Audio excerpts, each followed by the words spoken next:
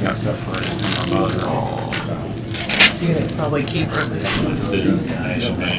She looked like. She's all white. She's got green eyes. So. Hey, turn the mic on, everybody. I'm having a whole one.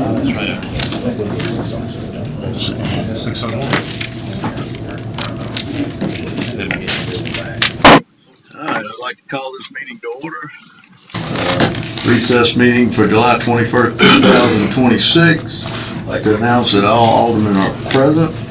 And if you don't mind, Mr. Stephen Glorioso will lead us in the invocation, and Alderman Hinton will lead us in the pledge. Bow your head. Heavenly Father, I surrender my heavy thoughts and anxieties to you. Please quiet my mind, replace my worries with your calming presence, and grant me the peace that surpasses all understanding. Give me the strength to release what I cannot control. Trust that you're guiding me in my path. In Christ's name we pray. Amen. All right. Pledge allegiance to the flag of the United States of America and to the republic for which it stands, one nation, under God, indivisible, with liberty and justice for all. All right, do we have a motion to accept the agenda? I'll make a motion to accept. Got a motion by Alderman Pfeiffer, second by Alderman Wade. All in favor? Aye.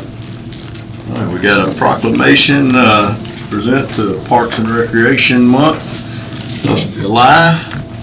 We've got our department head, Mr. Stephen Glorioso, and Mr. Duval Brown.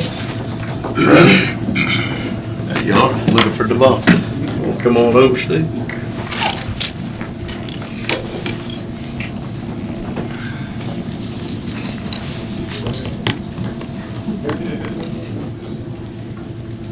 Let's see. We got recognizing July as Parks and Recreation Month in the city of Ocean Springs. Whereas Parks and Recreation programs enhance quality of life in Ocean Springs by providing opportunities for health, wellness, recreation, and community connection. Whereas the city of Ocean Springs Parks and Recreation Department, under the leadership and director Stephen Glorioso, provides programs, facilities, activities, and events that serve residents of all ages. Whereas parks, playgrounds, athletic fields, youth sports, summer programs, and special events help strengthen families, encourage active lifestyles, and create welcoming spaces for the community to gather. Whereas July is recognized nationally as Parks and Recreation Month, providing opportunity to celebrate the value of parks and recreation brings to the community. Now therefore, I, Bobby Cox, Mayor of the City of Ocean Springs, Mississippi, do hereby proclaim the month of July 2026 as Parks and Recreation Month in the City of Ocean Springs, and encourage all citizens to recognize the dedicated staff, volunteers, coaches, and community partners who make Ocean Springs a healthier, stronger, and more connected community. Thank y'all very much. Thank you.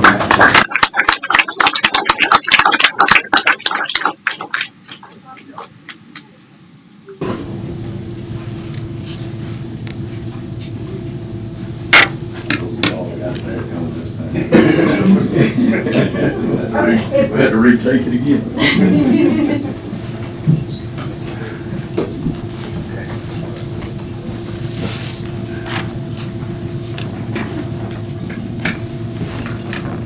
Okay, we have a presentation by Mr. Mike Resso for Coast Transit Authority. Mr. Mike, how you doing? I'm doing well, thank you. Good to see you. Thank y'all for inviting me. First of all, I wanted to thank we had a couple of your council members at our Talking Transit event about a week ago.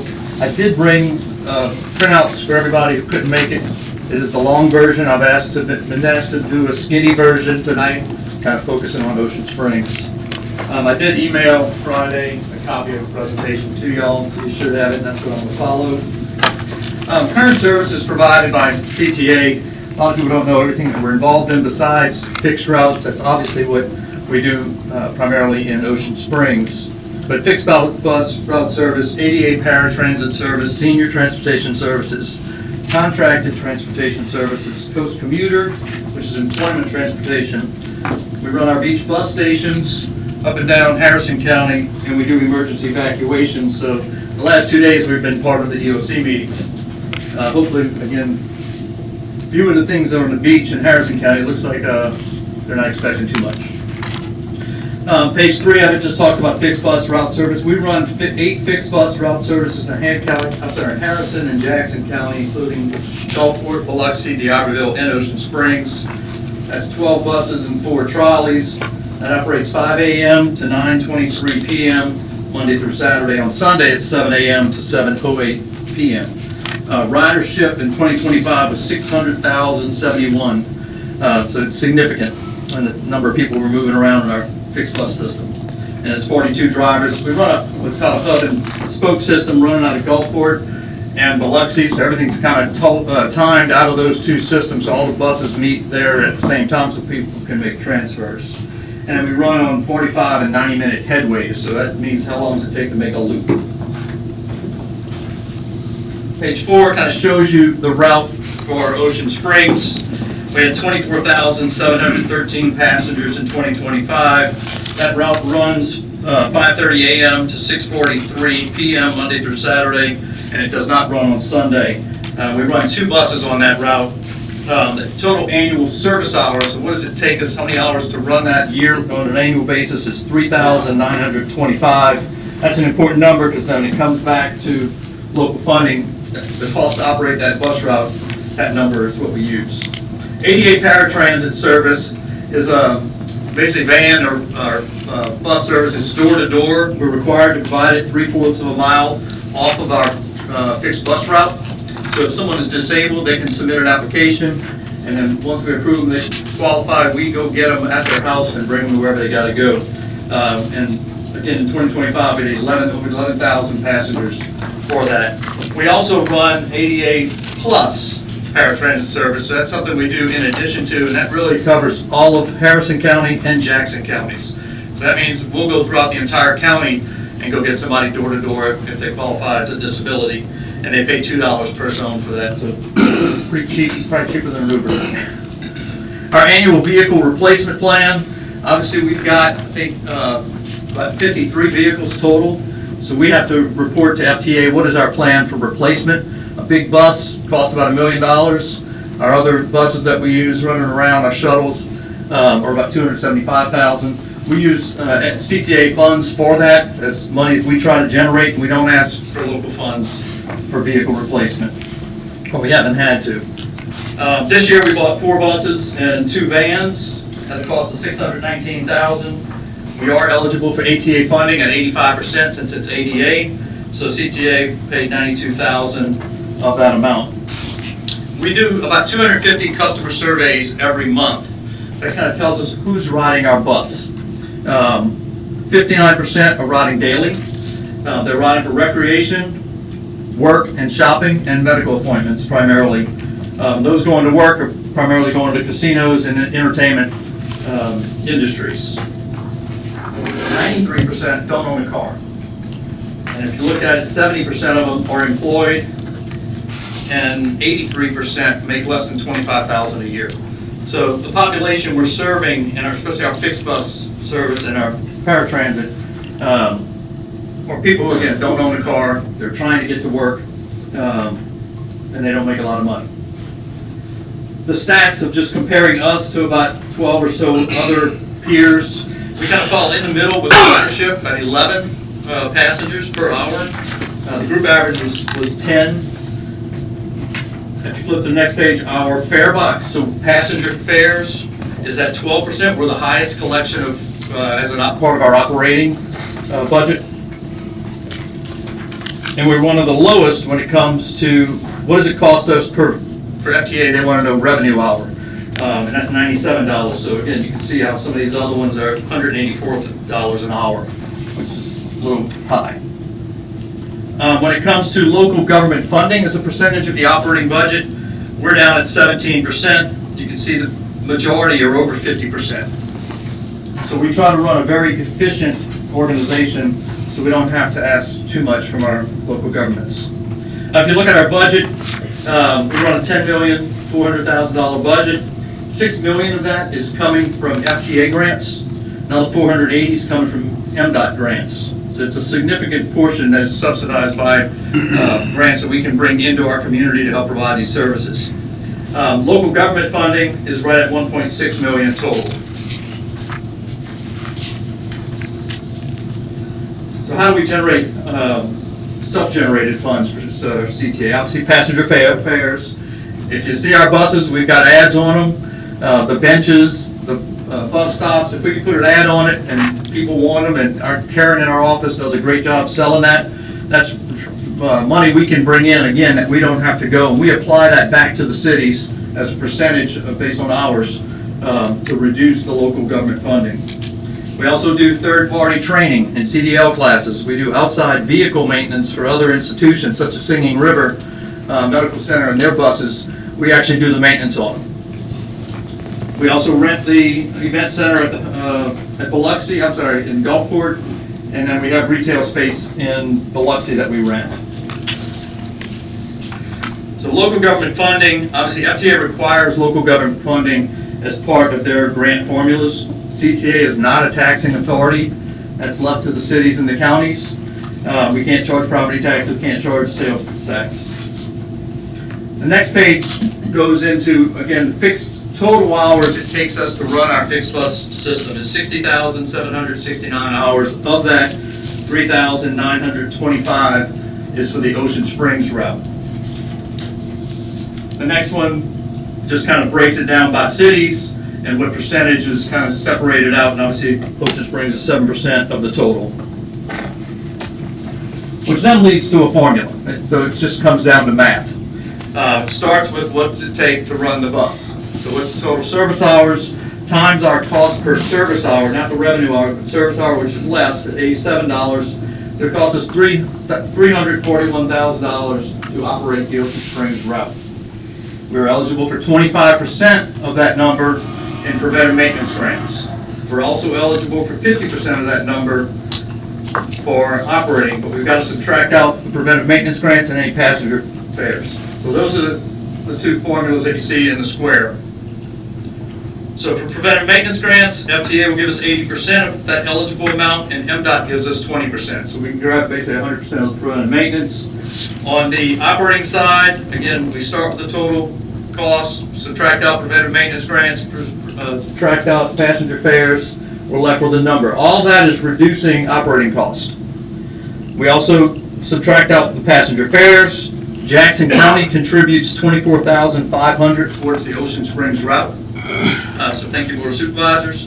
We allocate $14,000 of our advertising dollars to Ocean Springs, so which comes to a total of $265,000, or 78% of the cost is coming from somebody else. That leaves 22% to come from Ocean Springs.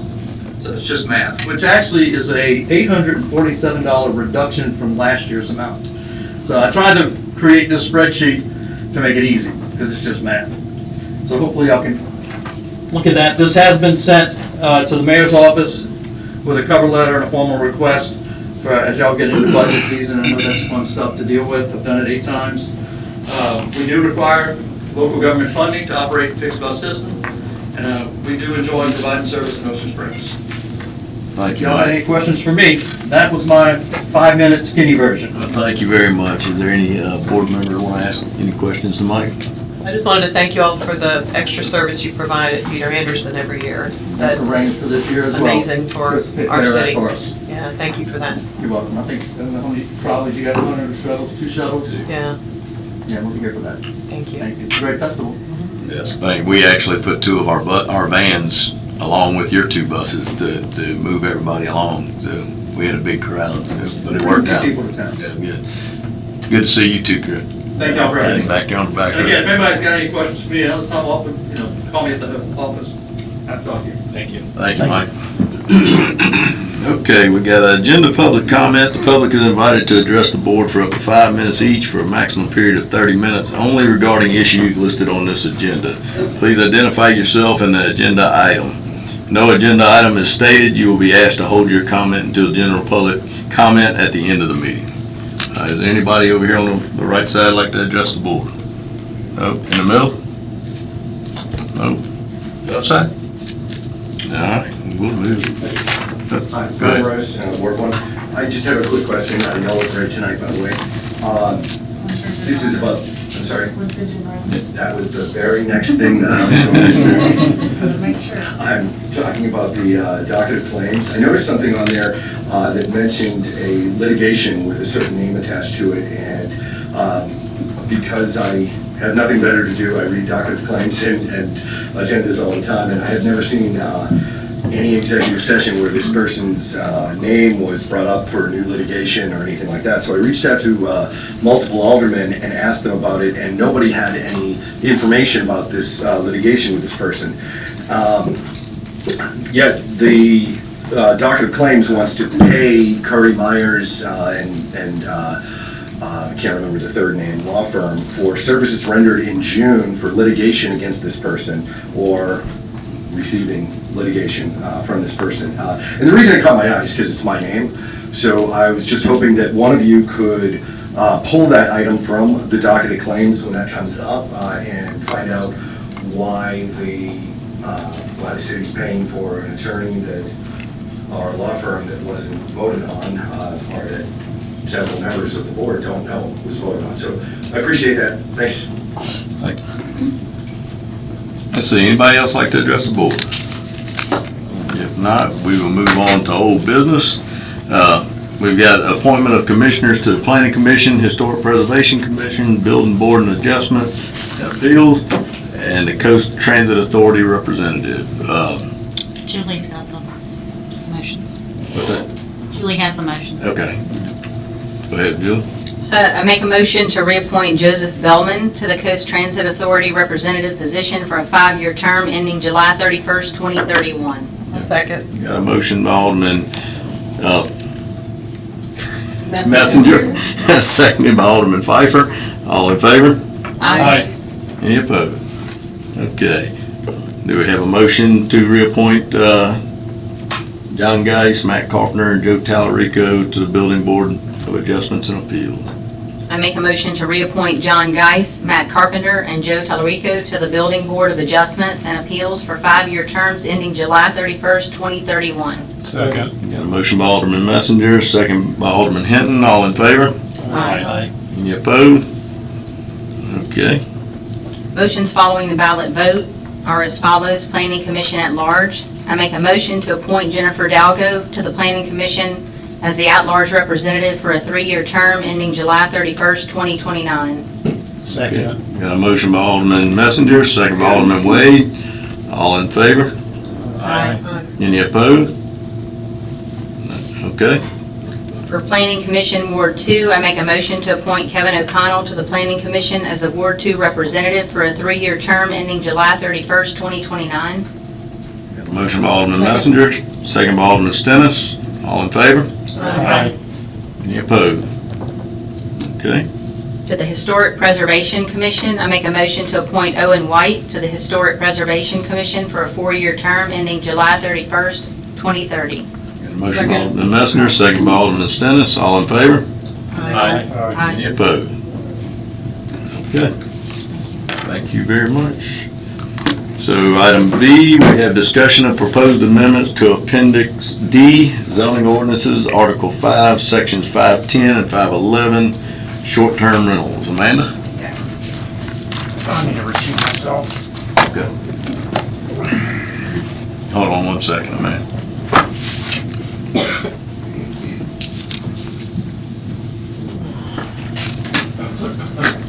Let the record show Alderman Hinton recused himself, please.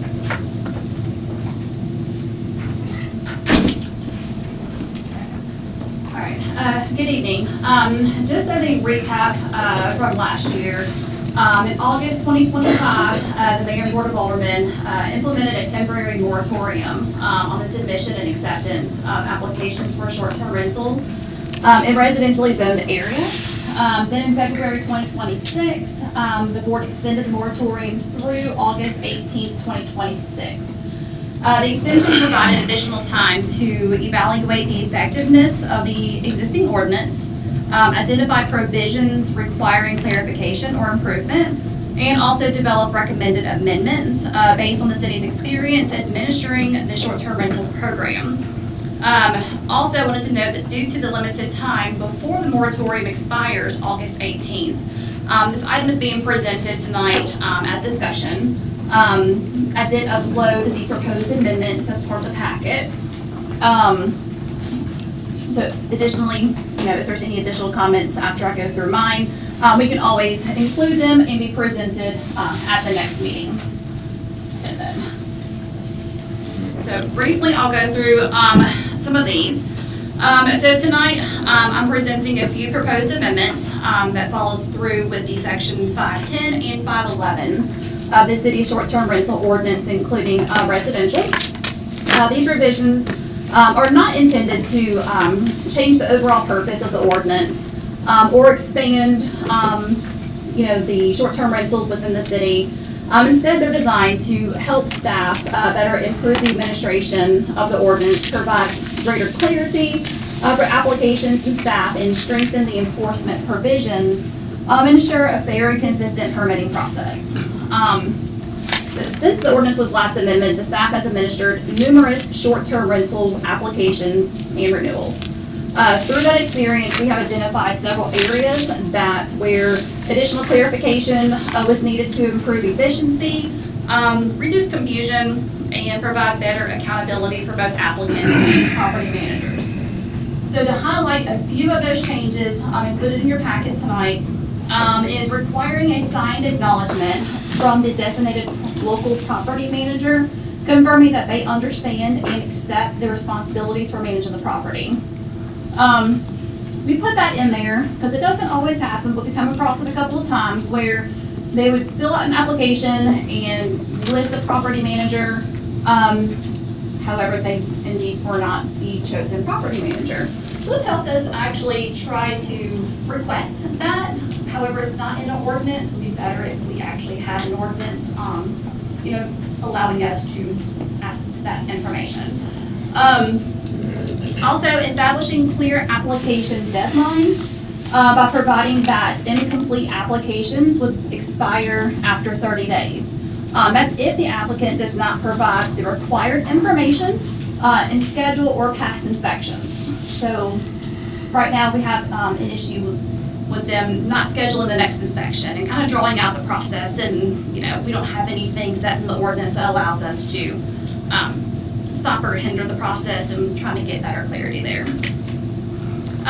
Also limiting each application to 3 inspection attempts before requiring a new application be submitted, while still allowing myself as the planning director to consider extensions when an applicant demonstrates a hardship or a reason beyond their control, but also make sure that they're including substantial progress, make sure they're working towards an end goal.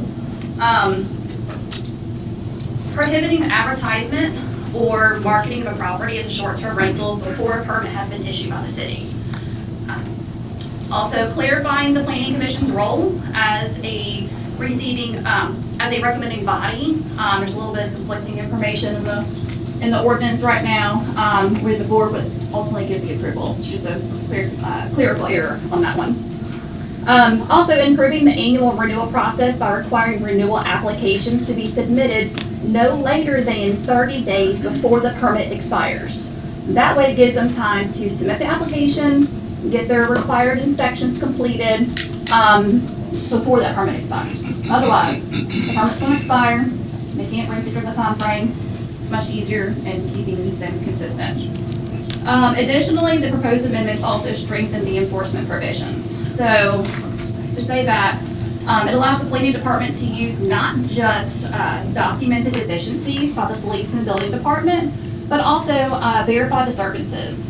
So if we have neighbors calling and complaining about noise levels or parties, so regardless if the violation was issued a citation or not, we use our best judgment in looking back, and we document any phone call or any email we received from residents. So this change recognizes that not every incident, results in a citation, yet repeated verified responses may still demonstrate that the property is creating impacts on their surrounding residential neighborhoods.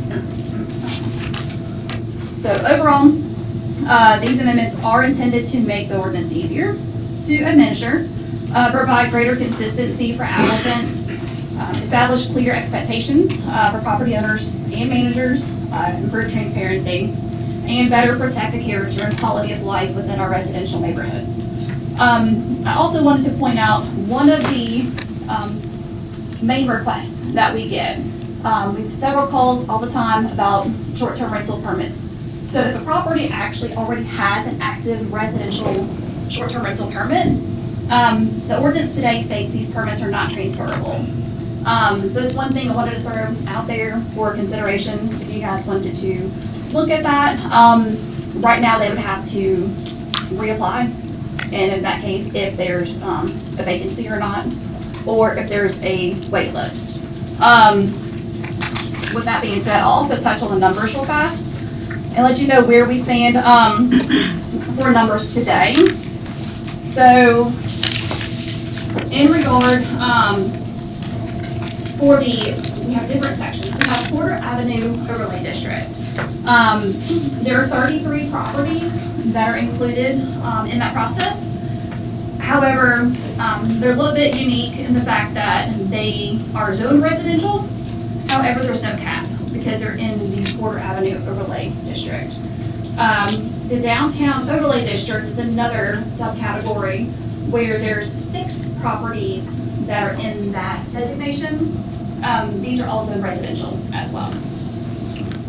The density zone has 55 permits, and all 55 are capped.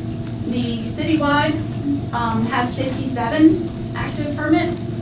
2 are going through the process of getting inspections and going through the public meeting process, which leaves 1 available spot. And as far as the citywide and density zones, we have a wait list of 0 on both of them. And then of course, commercial zone properties, there's no cap restrictions on those properties. Amanda, how many did you say for the downtown? Downtown overlay has 6 properties. But again, I'm just opening this meeting up tonight for discussion, for ideas, before we get to the August 18th deadline, to see if there's any additional proposed changes. If you guys do have additional proposed changes, I can include them and send it over to David to draft up the amended ordinance for the next regular scheduled meeting. I think you covered a lot of areas that needed addressed. Personally, I do like the idea of making it to where they could possibly be transferred to new owners if we can work that out where it's fair. But now is the time, if we want to look at numbers reduction or whatever we want to do, now that there's no waiting list, now is the time. So if y'all have anything y'all want to discuss. I have a proposal. All right. For the short-term rental density zone, it's at 55, is that correct? Correct. Yeah, I'd like to be able to make a recommendation, we bring it down to 40. And then the citywide zone is at 60. And I'd also like to make a recommendation, bring it down to 40. Support that. All right. When you said 6 for the downtown, you said we just have 6 properties that are... 6 properties. So primarily the downtown overlay district are mostly properties that are zoned commercial. But in this case, it's properties that are in the overlay district, but they're zoned residential. So in that case, we couldn't allow them to apply for a commercial permit. All right. Amanda, I have a few things since I kind of brought this up last meeting in hopes of a workshop. There are a lot of positive changes, and I agree with, I think, all your red line to blue line edits that you provided. What I feel is lacking, though, this is all administrative, and so as Steve just pointed out, I want to get into the meat of this and really look at rolling back some of these numbers. So I gave the board and you and the city attorney a handout tonight that would consider things like a separation buffer, so we don't have our permanent residents lacking quality of life because they're surrounded on 2 or 3 sides. Let's take a look at the downtown Porter overlay caps. Do we need them? How are they operating? Is it eliminating a neighborhood environment? Because it's all, just tourists. And like we're saying, the attrition policy, when a short-term rental expires, it's revoked. If the property changes ownership, it doesn't automatically transfer. I have to say I do agree with it staying that way. I would like us to look at concentrations in the neighborhood so that no block exceeds maybe a certain percentage of full residential properties in that area. That could be one way instead of just an autonomous number. Maybe an annual performance report, like you're talking about, you're going to start getting more data from law enforcement. Maybe that's something, I'm assuming you keep a file per short-term rental, that when it comes time, you'll have that ready to pull and assess if anything needs to be. And then I gave some examples of some other coastal cities that are doing things to try to preserve their residential areas. Biloxi, Long Beach, you'll see it on here. And my reason was just not to eliminate short-term rentals, but just to get a better balance of tourism to our full-time residents and in line with our comp plan of what we want for our city. And so I would hope that we would consider the non-administrative side, the functioning numbers, and keeping the residents a priority. I have something else. One of my constituents in my ward had brought up something that we have a short-term rental application, and Mayor, I had talked to you about this, but I want to make sure that we talk about it because she had a good idea, and that was that we have neighbors be able to vote that are surrounding the area. But Mayor, I think you gave me a different opinion that that's already been tried. Well, I can tell you, I made that motion years ago when we were in discussion. I guess it wasn't a motion, it was when we were in discussion of how we were going to set up this ordinance. And that was recommended. We definitely do not do that because you're pitting neighbor against neighbor. My recommendation was to have surrounding houses. Right. Let them sign off on it before they're even eligible to go get a permit. And that was an absolute no. So we've already been down that road. Okay. Well, I thought it was a good idea. But I idea. thought it was a good idea. When she brought it up too. You might have one person that doesn't like that person in the neighborhood and they just. So it was recommended then for us to not do, and we'd just be.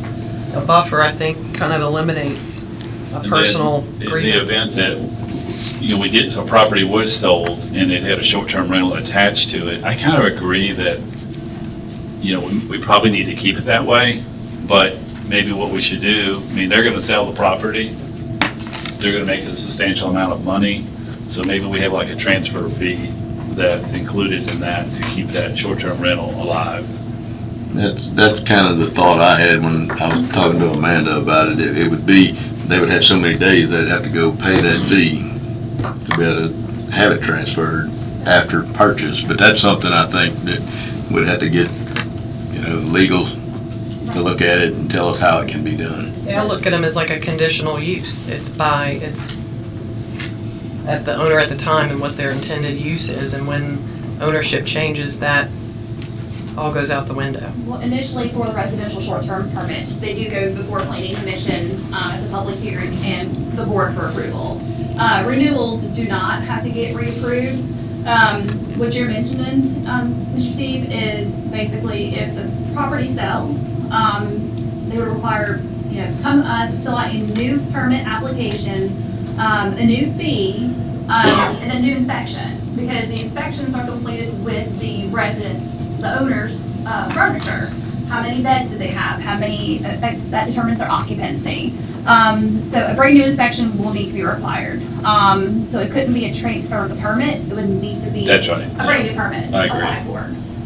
But it would put them at the front of the list and not having them go back through the process of waiting through the waiting list, which we don't have one right now, No. but at one time we had a pretty large waiting That's what that would list. look like if you went that route closer.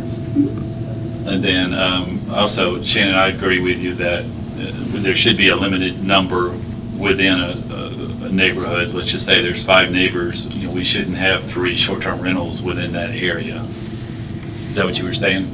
I agree. I agree as well. I think that's a great idea. So are we saying a workshop, or are we saying what? What is the next? I think let's have the discussion and let's let them, If you want to have the discussion, maybe help for clerical, administratively, if y'all want to, make a discussion, make a motion, maybe that can be included, into my amendments being sent to David to draft up the amended ordinance. So if you guys do decide on any ideas presented tonight, I can take that verbiage and put it into the draft amendment, which would then be on the first meeting in August 4th. So that would be an introduction, and then if there are any further changes, you could do that before the adoption at the recess meeting. Right, but I'd like a format in which we spend time talking about this, and I know we can't take action in a workshop, but we could definitely have a list for when we go back to a regular meeting, we could then present. I'm just looking at the time we have left Right.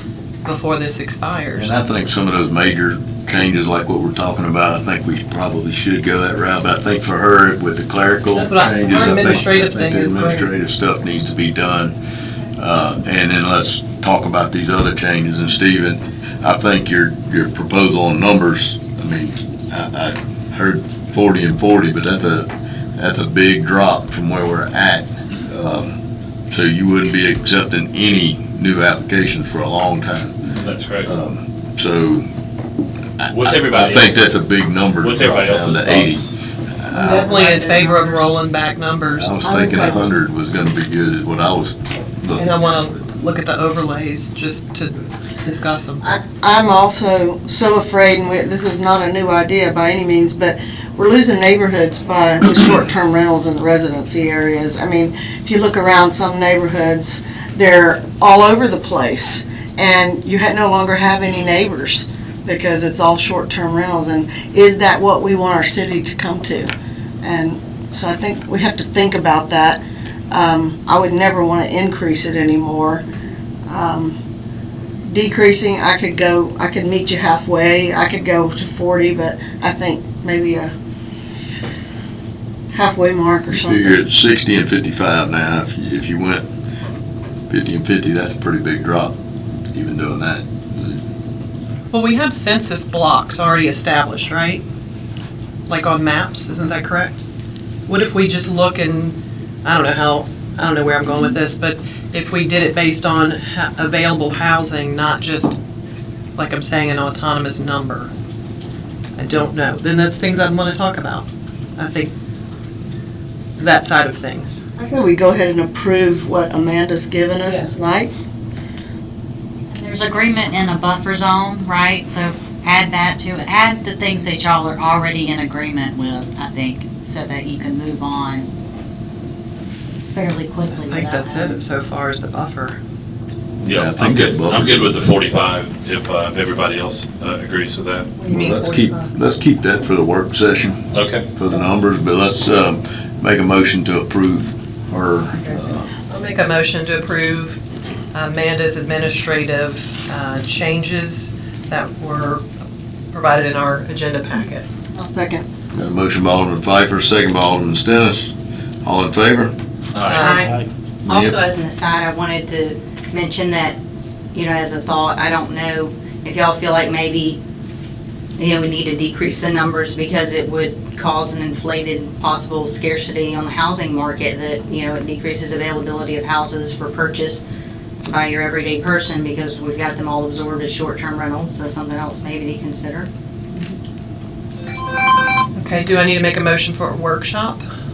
Let's get that one I done. think you can, but you just gotta find the dates that we can meet on it and go from Say there. I'll make a motion, hold a workshop to discuss what do we want to call the other side of this, the working pieces of the ordinance not addressed in the next 45 days, 30 days? What do we do since it expires? We need to do it before? August 18th is when it expires. But we had once, you and I had a small conversation if we could do a 30-day extension, but only with specified instructions, if we didn't think we'd meet that. But if we think we can meet the 18th, that's not far away. 18th is when it expires. Yeah. And we have a meeting that day. mean, can we just do We didn't 30 have days? any availability in July except for the one day for the, Yeah. We can do 30, but how would we address passing the 18th when the moratorium expires? Do we need to do something for that? Whether that be, I guess, implementing a temporary 30 or 45 Additional- day additional 45 days? moratorium. I think we could definitely meet in 45 days. Let's do a 30-day 30-day extension. extension? All right, let's do that. I'll make a motion to extend the short-term rental moratorium to September 18th, 2026, to give us time to hold a workshop in that time period.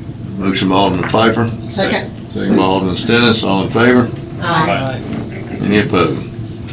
Okay, that'll work, and that'll give us time. I mean, if we reduce the numbers that drastically, it'll basically, we won't have any coming before us for a while, and then that'll be by attrition, that it'll back down to that number. No telling how long that would take. So on the next agenda, the August 4th agenda, I can go ahead and move forward with the proposed blue and red lines, to at least get that portion on the agenda for you guys to vote on. Okay. Thank you. Thank you very much, man. You want to get back? What am I gonna do?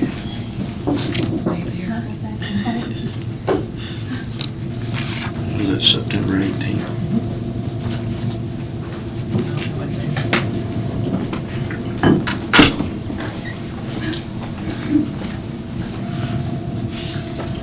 Friday.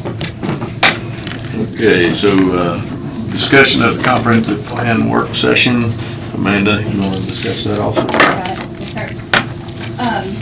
Let's see. As an opening, at a previous meeting, the mayor and board of aldermen directed a comprehensive plan work session to be held in the month of July 2026. To follow up on the meeting that we had, it was myself, Matthew, and Shannon. We met on July 13th. The meeting included a preliminary review of the draft comprehensive plan. We discussed utilizing the adopted 2010 comprehensive plan as the primary foundation for the updated plan, while evaluating and improving the appropriate elements from the 25 draft comprehensive plan where beneficial. It was also discussed that the current draft plan kind of not be presented as a 2045 comprehensive plan in its current form, as concerns were expressed regarding the public engagement process and the accuracy of the current maps shown in the plan, land use designations, and recommendations. So the draft comprehensive plan sections identified for further review just from our first meeting that we held. The following topics were identified for additional evaluation and potential revision during the preparation of the updated comprehensive plan, which includes review for future land use recommendations along Ocean Springs Road to ensure the plan preserves the existing residential character and appropriately address the commercial expansion.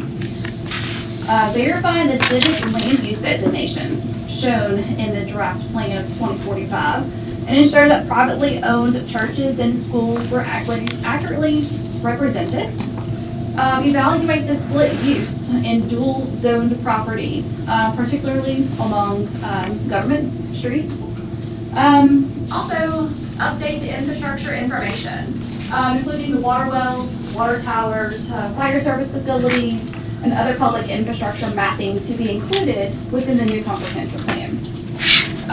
Review and update as necessary the wetlands, the watershed boundary maps, drainage features, and flood risk mapping previously submitted in the previous plan.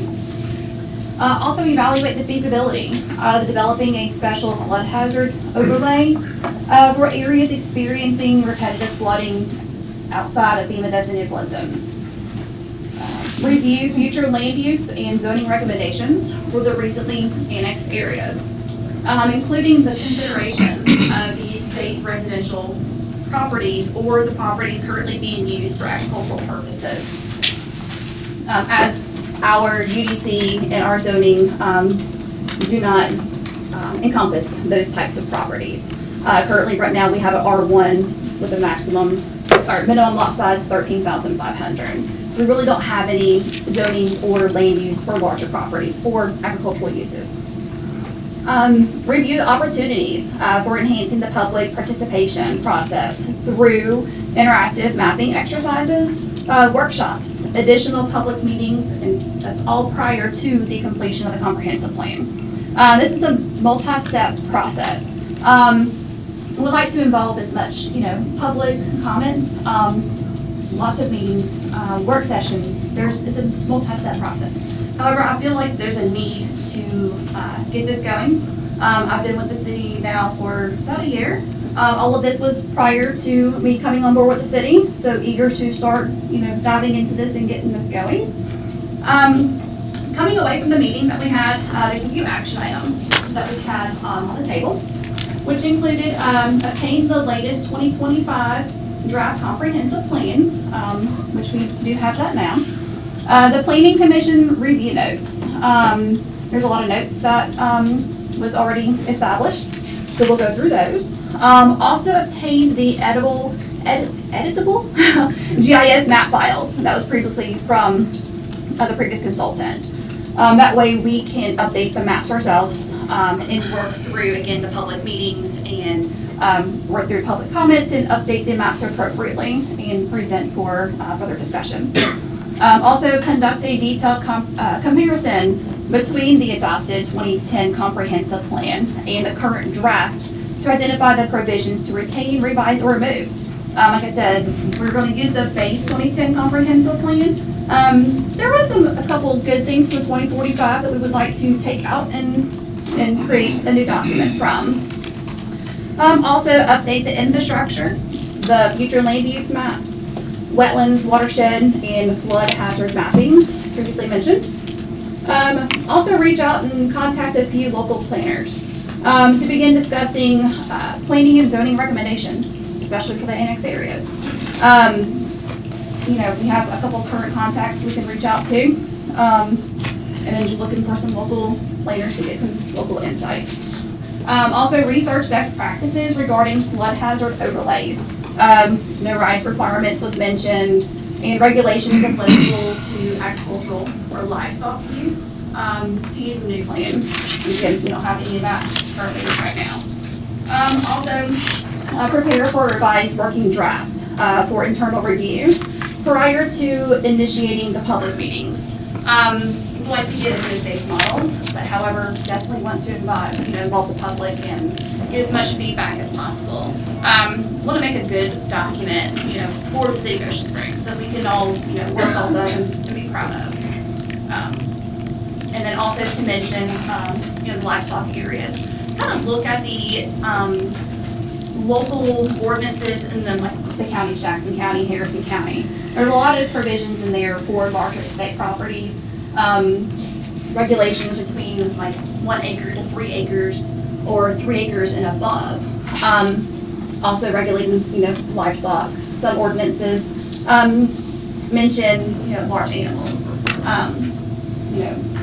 1 animal per 1.5 acres, like a large animal, horse or cow.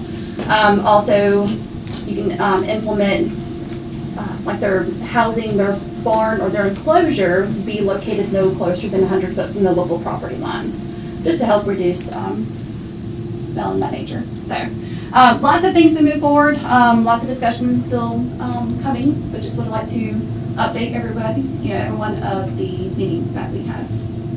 Thank you, Amanda. Thank you. Thank you. Thank you, that sounds very comprehensive. It's a lot, just for one meeting. Yeah, Lots of that's a plans. lot. Yeah, a lot accomplished.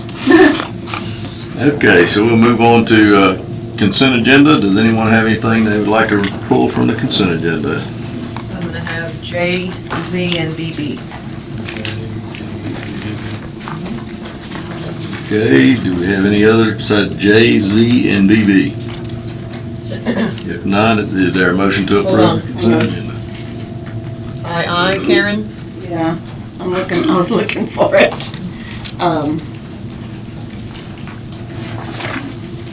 Yes, is that under consent agenda or is that under building department? It's under the consent agenda of Okay. Okay, I need to pull, Which one under II? 220 Maple Drive. Okay. 220 Maple. And it also, And I need to recuse myself on that one. I'd like to pull Sunset, Civil Court, and 3 Maplewoods.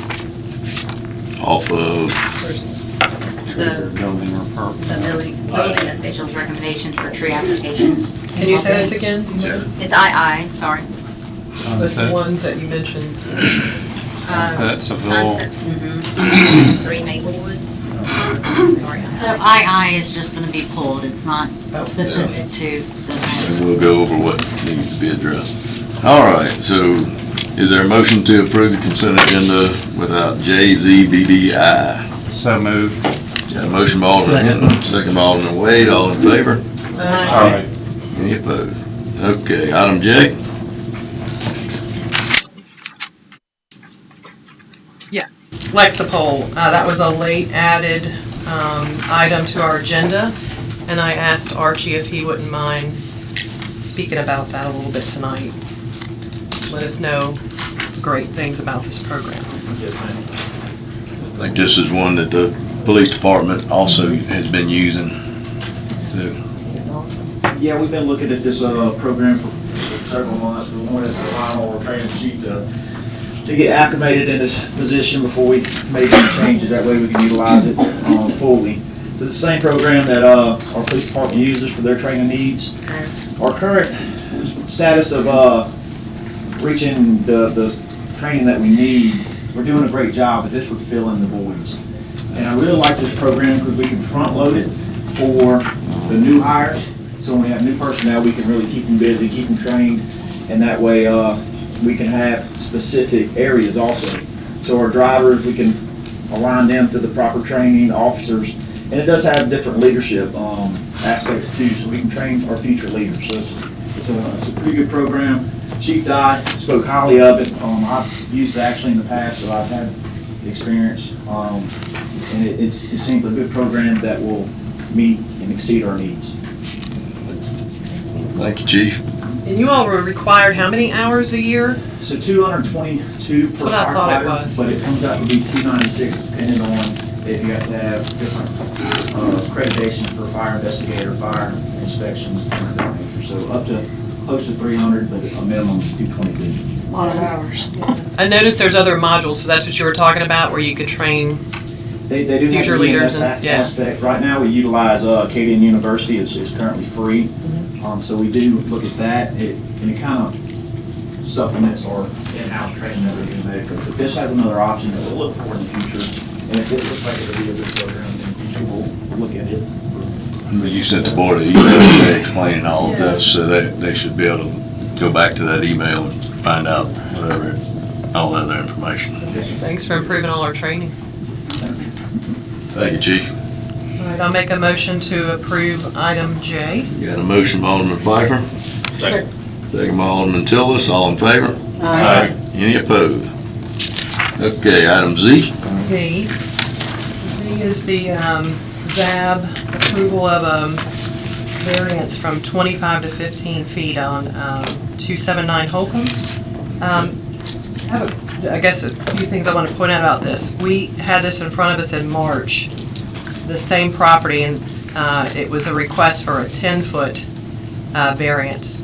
And I noticed they're back again for 15, and ZAB approved it both times, but my concern is ZAB can only approve something up to 25%, and this is outside of that. So they don't have the authority to go over 25%. Well, I think they recommend. Right, so I just wanted to kind of bring out that that's really only 6.5 or so feet is 25%. Yeah. Is this, Amanda, you want to address this, or?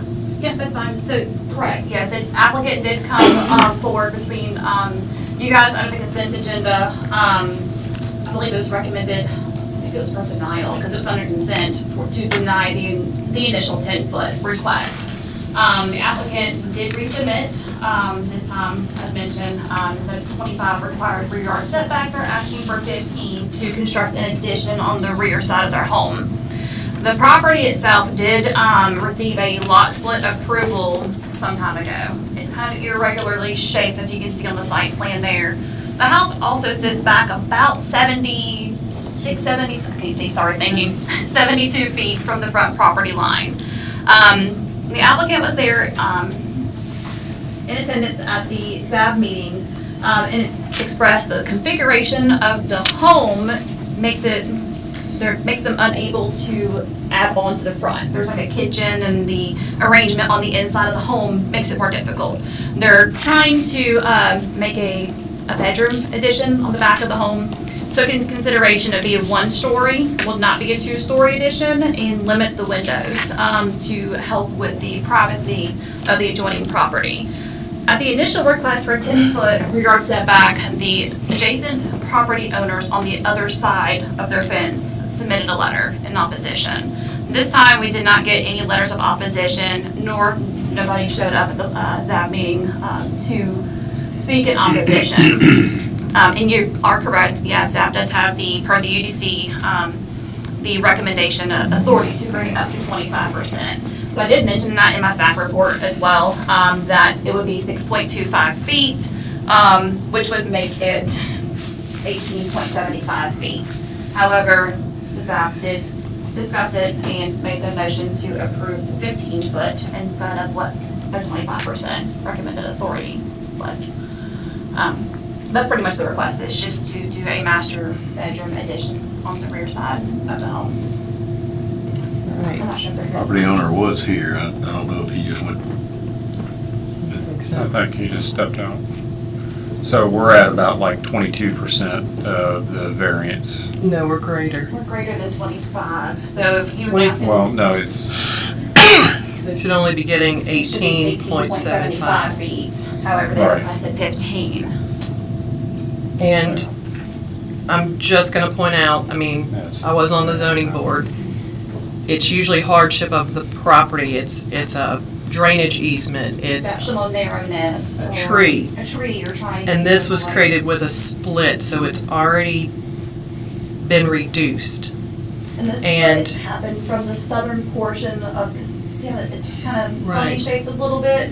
So the split was from splitting from the property to the south. In this case, the house they didn't build the house either, they purchased the property this way.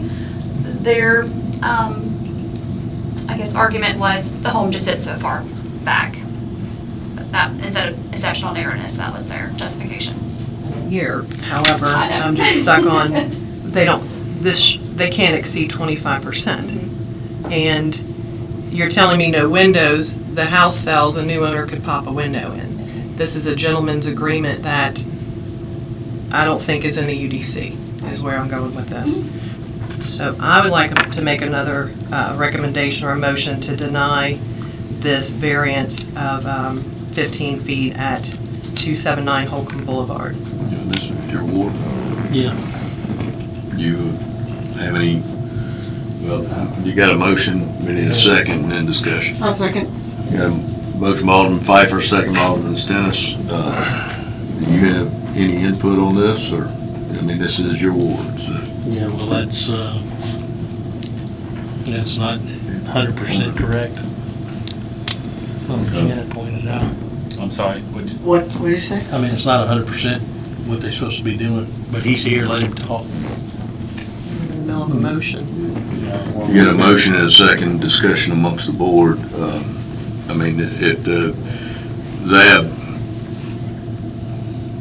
obviously discussed this, and it being more than the 25%, they didn't have the authority to approve it, but they wanted to send it to us to look at. So it's this board. So we do have the motion, we do have the second. If nobody else has anything, I'll call for the vote. But if you got any more discussion, please speak up.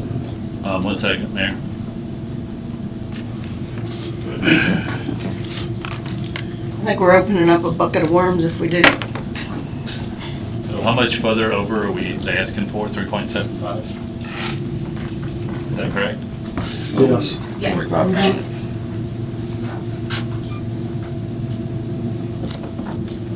Okay. Is that it? We got a motion and a second, call for the vote, all in favor? Aye. Any opposed? Nay. Aye. Everybody vote? We need everybody show aye, who voted aye, please? Aye. Aye. 2, 3, 4. All right, the nays, 2, 3.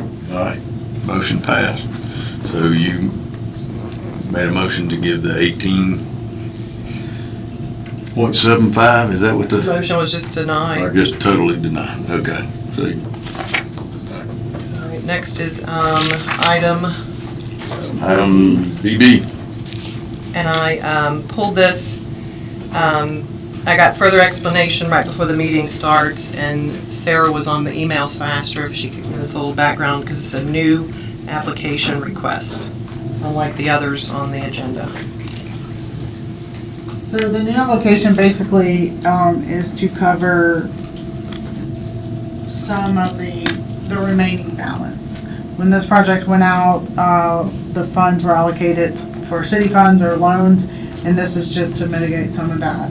Should we get it, we still are looking about, at most, probably 1.5 to come up with, basically, which is our matches. This is the same application we had this past year that got vetoed by the governor. And the paperwork, we need to make sure we have it exact, so we make sure all the i's are dotted and the t's are crossed. And that's what this one is. It's the same to make up what we're missing for Public Works relocation. So hopefully it'll go through and everything will be, and maybe we'll get all of it. That'd be the best scenario. Well, we'll get all of it, but it'll still be short, so that's what wasn't clear. There's some contingency in there, and we still have to cover the match, which is 700,000. And then the balance after the 3.5 is about 700. So that's why I said the 1.5 Would still be left to seek, once, if we were to get this. better than the 4 million we started out with.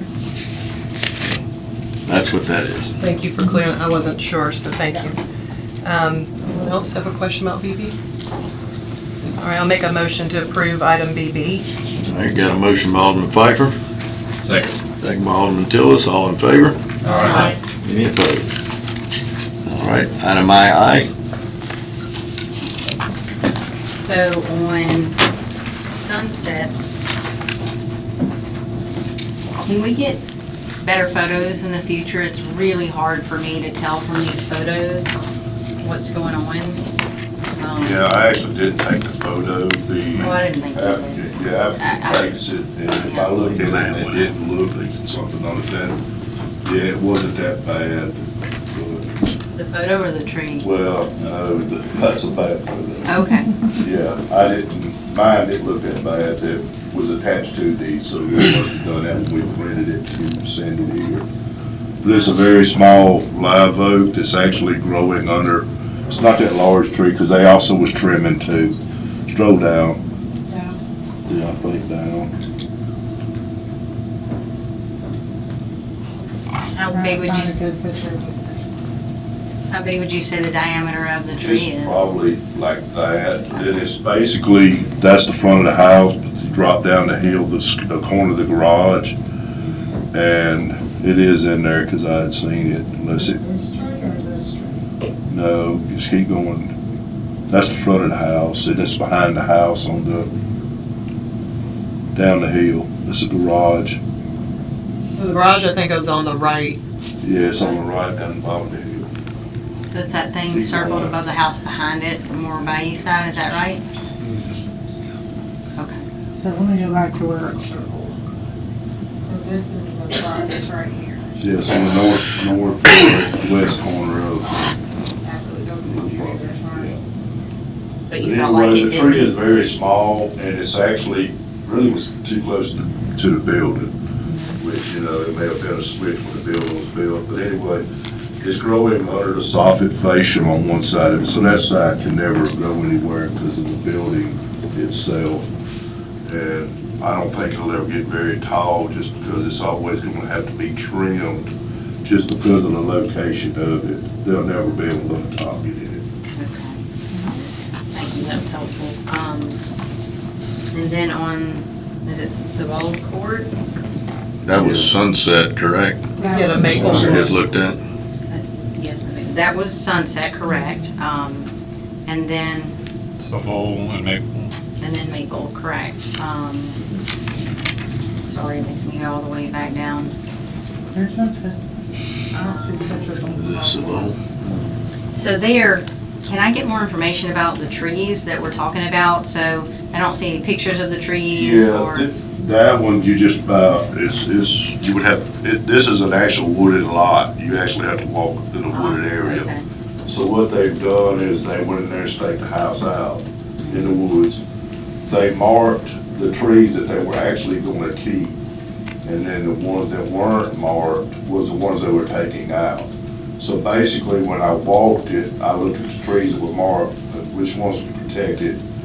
And then on a number of the trees that were unmarked, there was only two protected trees in the unmarked trees that were basically in the center of the lot, and they were very, very small magnolias, probably just barely over even needing a permit to even do anything. But they just want to be safe. But they're saving way more, because the majority of the trees they had marked to keep are magnolias on that property. Okay. How big are the live oaks they're taking out? I didn't see any live oaks in So that just two water. magnolias? I didn't know hickory, I seen a hickory in the water. I thought it Seen the was. live. I don't think anymore. Yeah, they are not protected. Recommend approval, removal I would of just say that, magnolia yeah, and live oak trees. Well, I think he put that on there because I didn't see any Okay. live oaks. Okay. And then on Maple.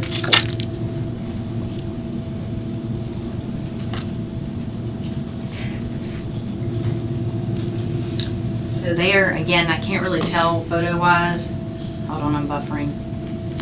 To see how big, or well, on the computers, to see how big, you know, the diameter of the tree trunk. That one had a good picture because it is actually uprooting the gas meter itself. On Maple? Three Maple. Maples? Was that not the one for the pool? No, the pool was actually, and I took the picture on that one, so if it ain't good, that's my fault. Maplewood was the one I allowed to remove for the pool. So that is the pool, okay. And how big did you say that one was? Is that it right here? Yes. It's just Yeah, hard for that's me to that tell tree. from- And I tried to get a picture to show that that tree is actually growing underneath a larger live oak tree that is actually in that fence row, that old fence row or property line in the back. Basically, you have a large live oak just growing here, and then you have this tree that is actually probably 10, 15 feet further out that's actually growing under the canopy of that tree and going over the house in the pool area. That was one of the things I looked at, is I would remove it if it was just for the house. Yeah, it's gotta be Just messing for up the that. slab. Mhm. It's gotta be messing up the foundation. Yeah, I think on this one it wasn't because they had to pour it in. Maplewood was messing up the gas Yeah. and the slab. Okay, I'm satisfied with that, thank you. All right, is there another one? Or was that all of them? That was, That was the only one to the ones we were discussing. do we have a motion to approve? Aye. Make a motion to approve, Motion by Alderman Blackman, second by Alderman Wade. All in favor? Aye. Any opposed? All right, we'll move on to department report. Gotta get Karen.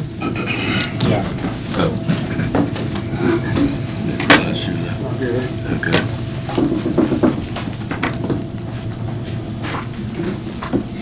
Steve's got it.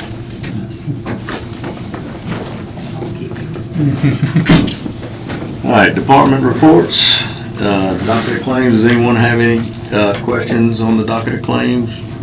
I I'd like to pull A&E, please. Pull A&E on A&E. I'm sorry, to discuss the docket claims. I just have questions. What's A&E? Under department reports, is that A? docket of claims is A, what item? I had a question. What is AVL Wealth Care for $14,000? ABL is, that's the auditors. Oh, yeah, that's ours, yeah, Okay. ABO, Alexander Mann. Yeah, okay. Just the wealth care, okay. I don't know. The other question. Accounting firm, wealth care and accounting firm, I guess. Okay. Yeah. And then the other question is, I saw a couple of things on uniforms, like Centus and Mid-South. So for like FD and PD, do we request our uniforms back when people leave? And I don't know if maybe the ones with people's names, obviously not, but other uniform type material, We do, like at the PD, we reuse what we can reuse.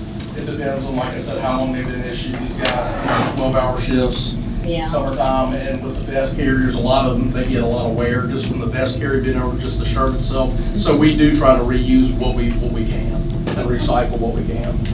We just changed our policy also to require it back. We don't want our symbol being displayed by non-fire department personnel also, so we're in the means of rewriting our SOGs, and that's in there. Okay, thank you. I'd like to ask about or Julie, are you finished? I didn't know what order, Still under docket of claims, I think. no, I'm done with that. Okay, you got. I was just wondering what the attorney's fees for, is it Curry and? Curry and Johnson. Yeah. Christine, can you see exactly what that is? Excuse me. We hadn't had anything, I think it's passed. it's just late billing. I mean, right now, we're assuming it's a public records request, we can go back and look, because the same litigant had several things that we paid, that we've been, like, we get a public records complaint, or open meetings complaint, those kind of things, so it's attached to one of those. We'd have to go back and look and see which exact line item that went to. This is litigation, and I would think that, Public records complaint, and then.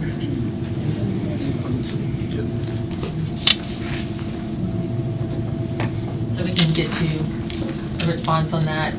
We'll reach out to them and see which it's attached to. I believe the invoice itself just says the names and the litigation, not the details of the litigation. So even if I looked at the invoice right now, it doesn't have those details on it. So even though it says June 2026, that's just the billing We'll just have the date or something? Yes. But we can get the second and the third page background for you. Okay. All right. Anything else?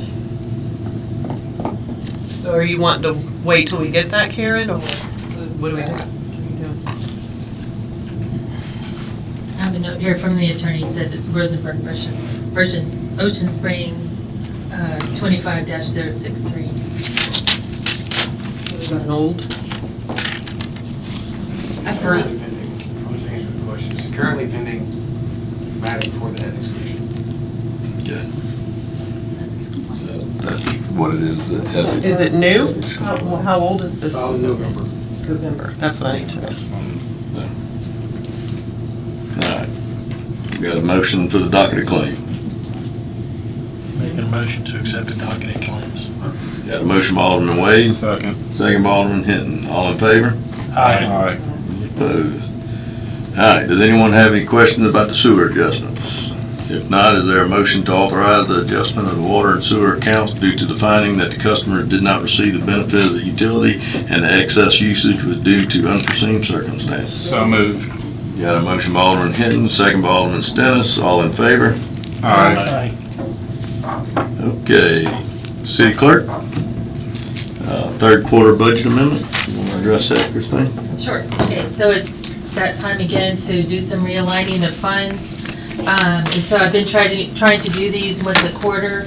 We can operate kind of in the background within the categories of each of the departments, and that allows us to kind of move money around within the category, but sometimes there's cases where a category has too much money in one place and we have an expense in another category, and that requires board approval. So you see quite a few things on there that are just from one to another. There's a handful of those in the general fund adjustments.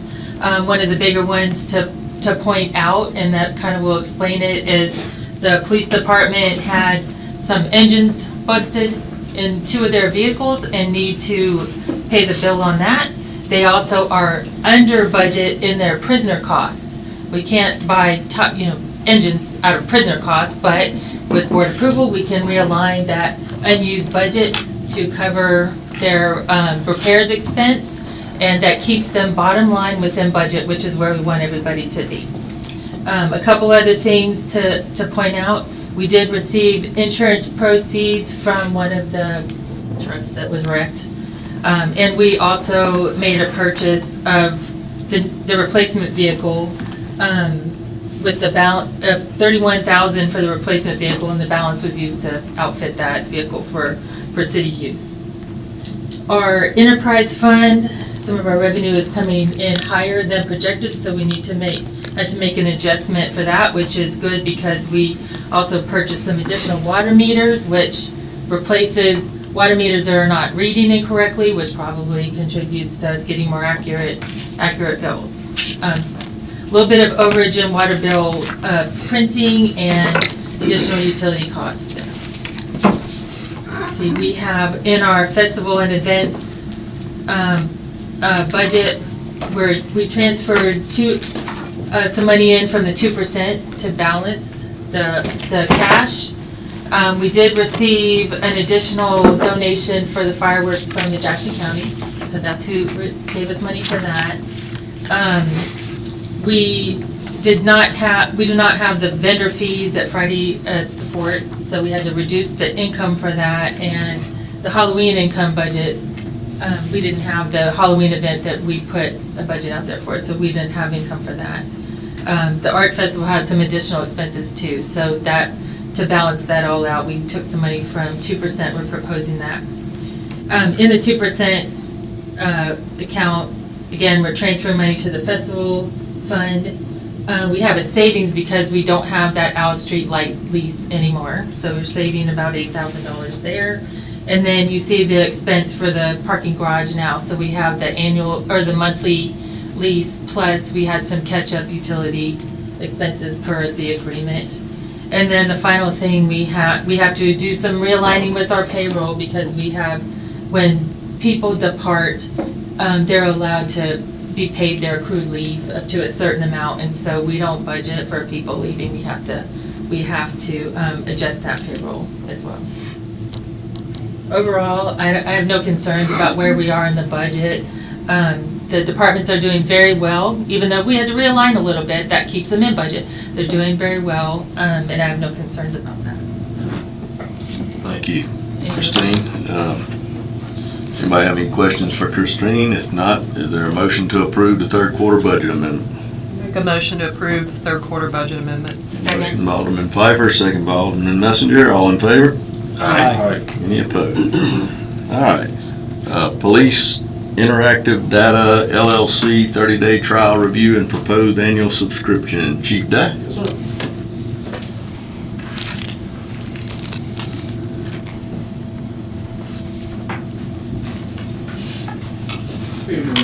I came to you guys about a month ago requesting permission to go into a trial period with IDI Corp. And like I explained, this was a company that we already use, TLO TransUnion, for a lot of investigative purposes, data research, things like that. It's cumulative data that is provided by either, whether it be financial institutions, things like that. So I've got Lieutenant Ordonez with me, who runs our criminal investigation unit. He's the one that actually requested the trial due to other agencies using it, including Mississippi Department of Public Safety. They used it for a month, had a positive report on it. They like the formatting of it. It's a little more user-friendly compared to TLO TransUnion. And it's actually a reduction in cost to what we're paying right now to TLO TransUnion. I believe the memo that was sent out has all that on there. So that's kind of just a follow-up to this product service since the trial is ended, just giving feedback on on what I've gotten from our investigators that have used the tool for a month. So I just wanted to present that to you guys. Anybody have any questions for Chief? So it's beneficial. It's been It's proven. working better. Like I Yeah. said, Lieutenant Ordonez is very pleased with it, the month that was used, so. Thank you, Chief. Thank you much. Is there a motion to authorize the mayor to execute an annual subscription agreement with Interactive Data LLC for the period of August 1st to July 31st, 27? I got a motion by Alderman Blackman, second by Alderman Hinton. All in favor? Aye. Any opposed? All right, Public Works, Ward 6 Drainage and Infrastructure Update. Alan and Stephen, y'all got that? I think we already sent it to you, didn't we? So I saw it in the agenda. I don't believe I'd got anything additional. Did you send something additional? Okay.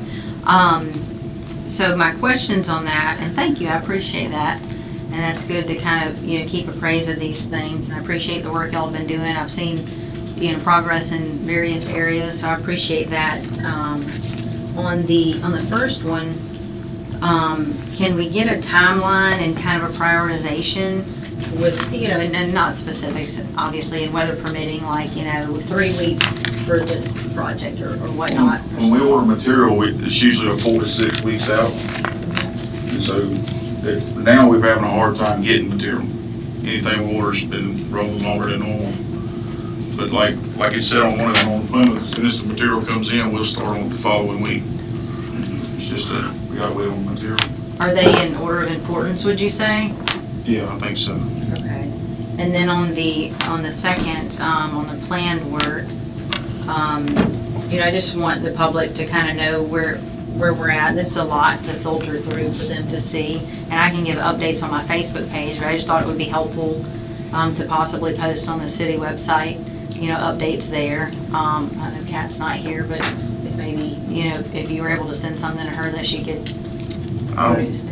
We probably can, but I don't think we have anybody doing a Facebook page right now, do we? Right now, until we get our position filled, overseeing that. Lori was doing that before, overseeing that. So as soon as we get that filled and the new person gets in there to update We can shoot her that, some bullets and it'd be best to. What was that, Al? I said we can shoot her some bullets to put in there. Okay, thank you. That's helpful. All right.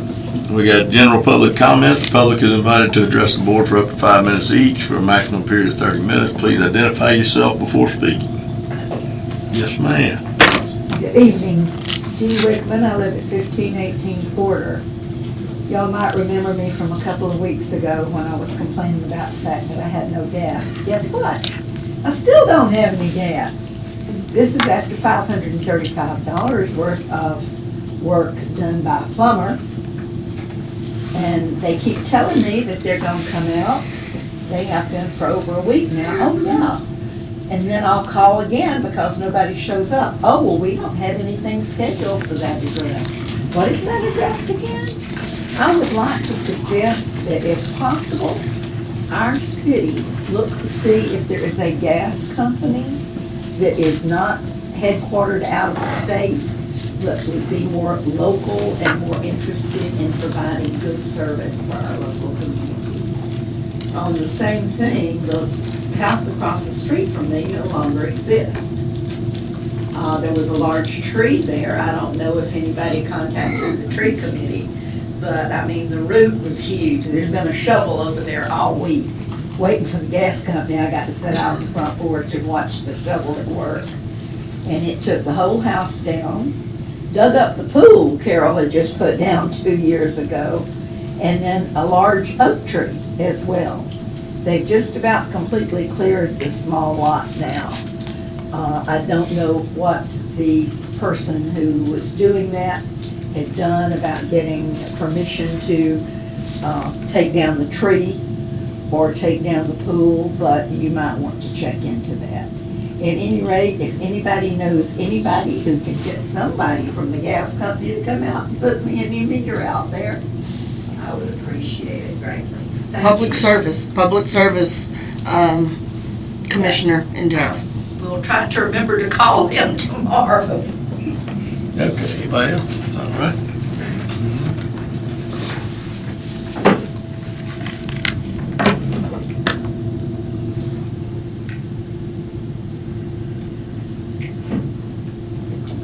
Matt Steadley. I live on Holcomb, obviously.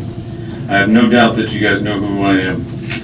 Sorry I had to step out for 5 minutes and somehow we went through, page and a half of stuff. So, I'd like to give you my spiel. I didn't get to give you earlier. And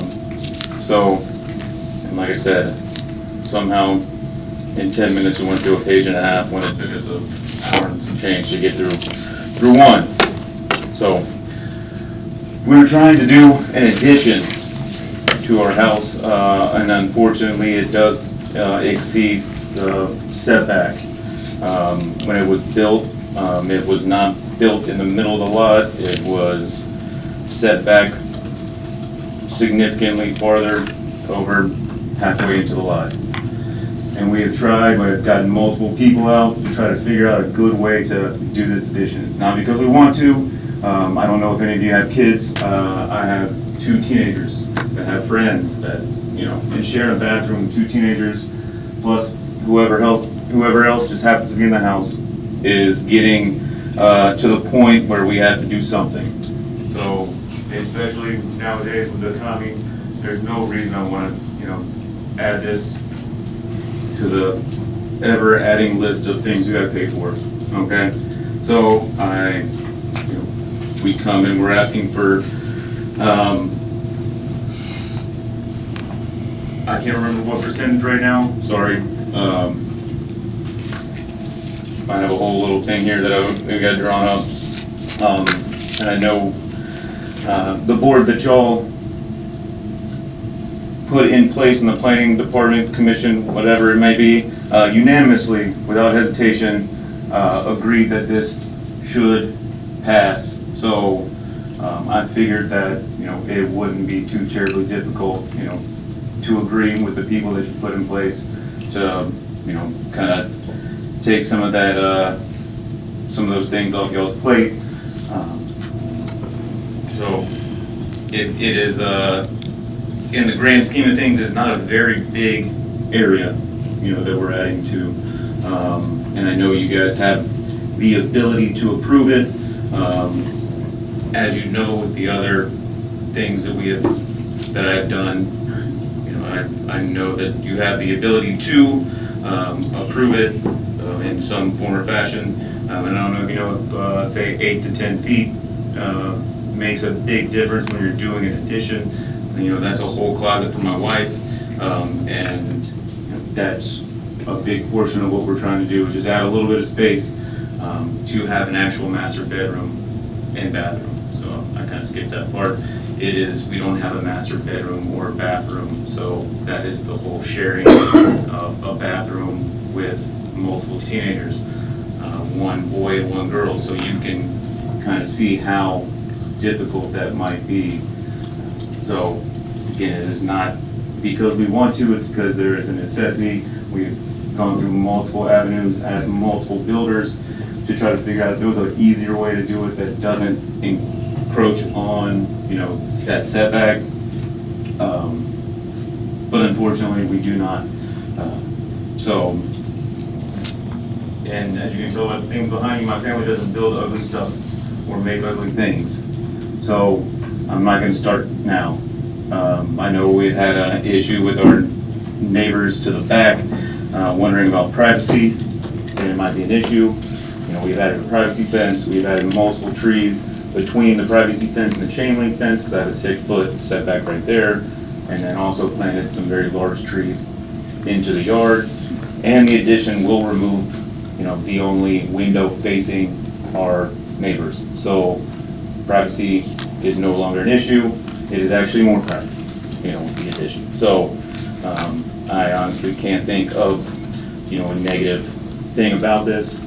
It is not going to change the look of the house. I understand when I walked in, for the 5 minutes I was gone, that, setting a precedent is an issue. But it is also something that you can do. And it doesn't have to be setting a precedent. It is, there's a reason why there's amendments to things for issues like this. So, sorry, my presentation was gonna be less of a rambling, but my heart pressure's, or my blood pressure's up a little bit. So I don't know what we can do about this, because having a vote while I walk out for 10 minutes is,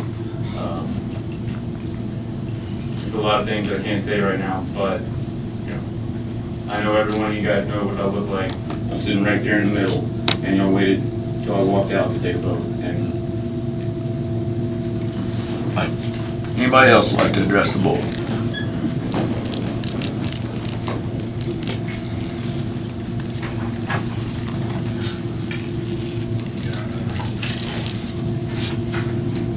Usual, I've got a handout.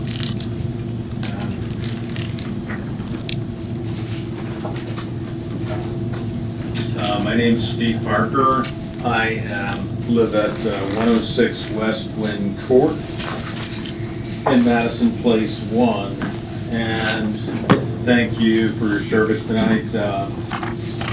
I would like to focus my comment on green infrastructure as-built certification for conservation subdivisions, and give the Board of Aldermen kind of a rundown. I looked at section, this will affect me in the near future. I have a conservation subdivision that I live adjacent to. What I'm noticing is that there doesn't seem to be a standard verifiable city process or checklist to account for all of the developer deliverables that should be delivered to account for conservation areas. And so I call it green infrastructure as opposed to gray infrastructure, roads, stormwater pipes, you need an engineer's sign off on. But in your 396, there seem to be a number of deliverables that are called for, and at least in a current action, I haven't seen it. So the checklist that I've given was developed based on my review of 3.96, and as a citizen that will be affected by the conservation subdivision approval, I suggest at some point implementing a process the public can see. I notice when you have folks come up and want something approved, at least on your staff, a presentation is warranted, and they tell you what they're doing, and they report back on their progress. And I think that's warranted for the green areas. The last time I was before you, I talked about the economic value of the natural assets in a conservation area. They're extremely important. So just like stormwater pipes, just like roads, it would be good to account for those before you approve them. And in a way that doesn't add to your staff, this checklist really should be completed by the developer as part of the application. Right? It's not to make more work for you, it's to make less work for you. And also, given the number and complexity of developer deliverables, I'd recommend considering conditional approvals for plats until everything is in, right? I often see on motions, not that I have a lot of experience with your business, but I often see either approve or deny. And for the case that I'm interested in, I am not opposed to the building of houses, particularly in this economy. It's a good thing. So I do think the houses should be built. I think the construction crew should keep working. But the conservation area should be more than an afterthought because of the stormwater, habitat, air quality, all those values I put before you last time, just as important as the other pieces. And as citizens, we should be able to see those things materialize. One in particular, the stormwater pond stormwater detention pond design, is it actually encountering the conservation easements? And is it gonna be naturally vegetated? What are the funds for the long-term management? All of those items, I think, need to be accounted for. And then the other thing, who's the long-term steward? And your UDC mentions 3 options. Either you take care of it, either a land trust takes care of it, or an HOA takes care of it. So what's it gonna be? And anyway, this, in my mind, and of course I've got a personal interest in it, definitely would be in favor of some sort of working session to kind of figure this. And thank you so much for your time. Thank you. Okay, is anybody else? Yes, ma'am, Miss Vicky. Good evening. I'm Vicki Dillaway. I'm president of the Ocean Springs School District Board of Trustees. And I just wanted to come to y'all tonight on a happy note and introduce to you, you know that our former superintendent retired June 30th. It seems like it was no time that he was here, but I know we have a long-termer this time, so I want to introduce to you our new superintendent of education, Mr. Justin Sutton.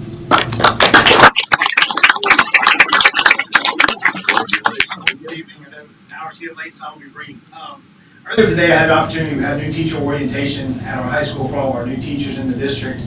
And some of these teachers are students who graduated from Ocean Springs High School and they're coming back to teach in our district. And we have folks who had just moved here for the first time in their lives. And I was able to tell them about how great of a city and community that we have from all of our festivals. I know I got to work with some of you just, I guess, maybe 2 weekends ago at the Red, White, and Blueberry Festival. I was able to brag about all our downtown area and all the great things we have in this city to everybody. And our city is really a destination for a lot of teachers. They want to come to our district because we have a great district, but they also want to come to our city and our community at large. So I thank you all for the purpose you play in that and what you do every day. I know what you do is not easy. I do want to just take a minute to brag. We did have some great news this past summer. I know everybody thinks school shuts down, but we keep going this summer. I want to brag on some of our students. Our Blueberry Pride, they're one of our best ambassadors that we have for our school district, our band. We had 21 members of that band in Hawaii just a few weeks ago, and they marched in the Honolulu Independence Day Parade, and the Mississippi Lions Band was the top performing band that had ever gone through there. And I'm sure no small part to the great contributions from our students who are participating there. We're proud of them for that. And also we're excited as we get ready to open up our new school year. And just a little over a week, our students will be coming back to us. And we're excited about that's going to be a year of change. We thank so much of our citizens in the city and outside who helped us pass a bond issue to have some new additions built at our elementary schools and eventually construction of a new middle school as well. So we're excited about the changes coming to our district. We think they're going to be beneficial. I know we'll see Mr. Wade out there helping us direct traffic. We appreciate that, but just looking forward to serving the students of our community. And thank y'all for your support, and I hope to be able to bring y'all good news in the future. And if we can't do anything, please let us know. But great to introduce myself in this capacity to everyone that I didn't know or did know already. So thank y'all. Thank you. Congratulations. And the additions are looking great. The timeline, we're going to have it. We are. You know, we felt our breath for many months, but we're looking good, Lauren. You know, let's not have any kind of crazy weather come through tomorrow and mess anything up. But not to put any pressure on you, but we let you go to Long Beach for a little while, and then we brought you back home. So we want to bring that back to Ocean Springs. I can tell you, I am, no knock on anywhere, because Long Beach was a great district, but there's nothing like Ocean Springs. I got to come back, felt like I was home, and I tell everybody that it's been nothing but great days since I've been back in the blue and gray, and I'm just thrilled to be back in the Ocean Springs Committee and looking to do what we can do for all of our students and for our city and our community outside the city. But absolutely looking forward to great years to come in the future. So. Glad to have you back. Y'all have a great school year. Absolutely. Once a Greyhound, always a Greyhound, right? What's that? Once a Greyhound, always a Greyhound. Always a Greyhound. That's absolutely right. Got a whole board of them up here except for one. All right, so anybody else like to address the board? I'm sorry.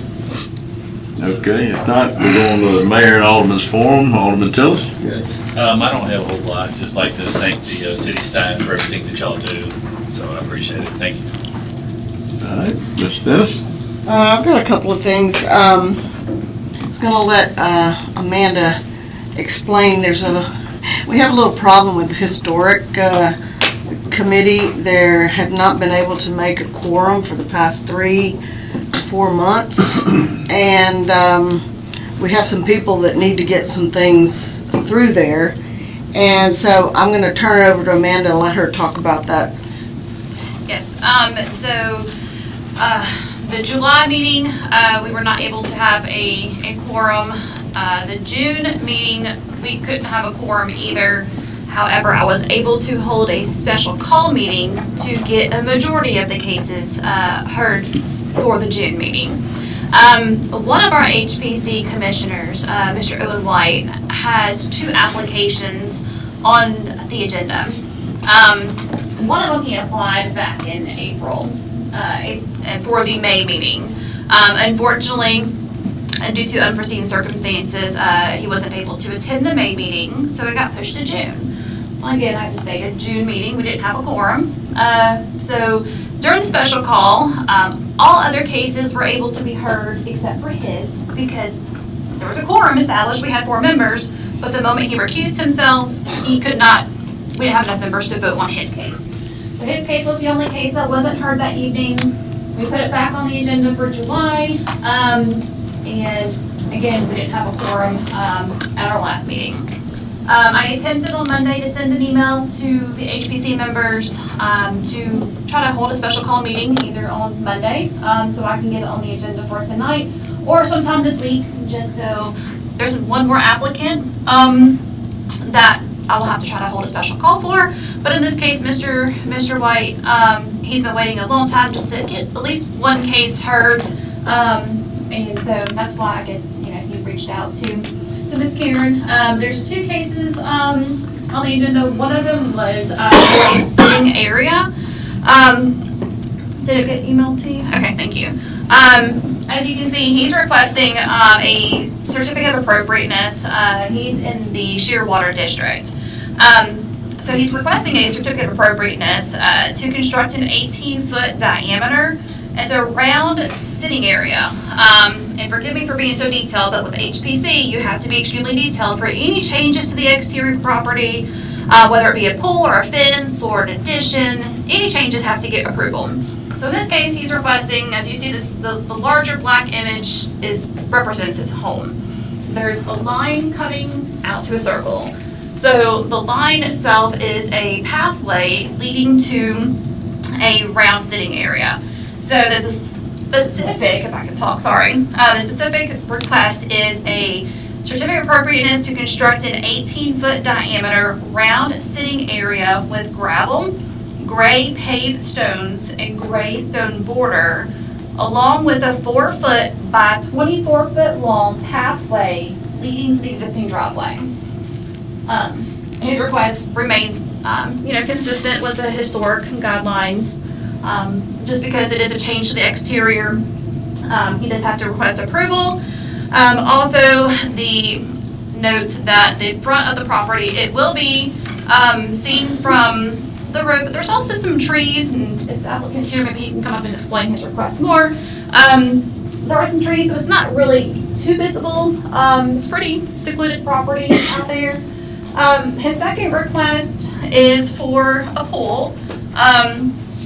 You have that one too? Thank you. That request reads, a certificate of appropriateness to install a 12-foot by 24-foot swimming pool in the rear yard, including a concrete pool deck and a 4-foot black aluminum fence surrounding the pool area. There's a site plan shown on the screen, along with, he's got another page there that shows the materials and a rendering of the proposed look. There you go. So, like I said, in this case, both request a certificate of appropriateness. It's just unfortunate. In his particular case, we had a minimum of 4 members.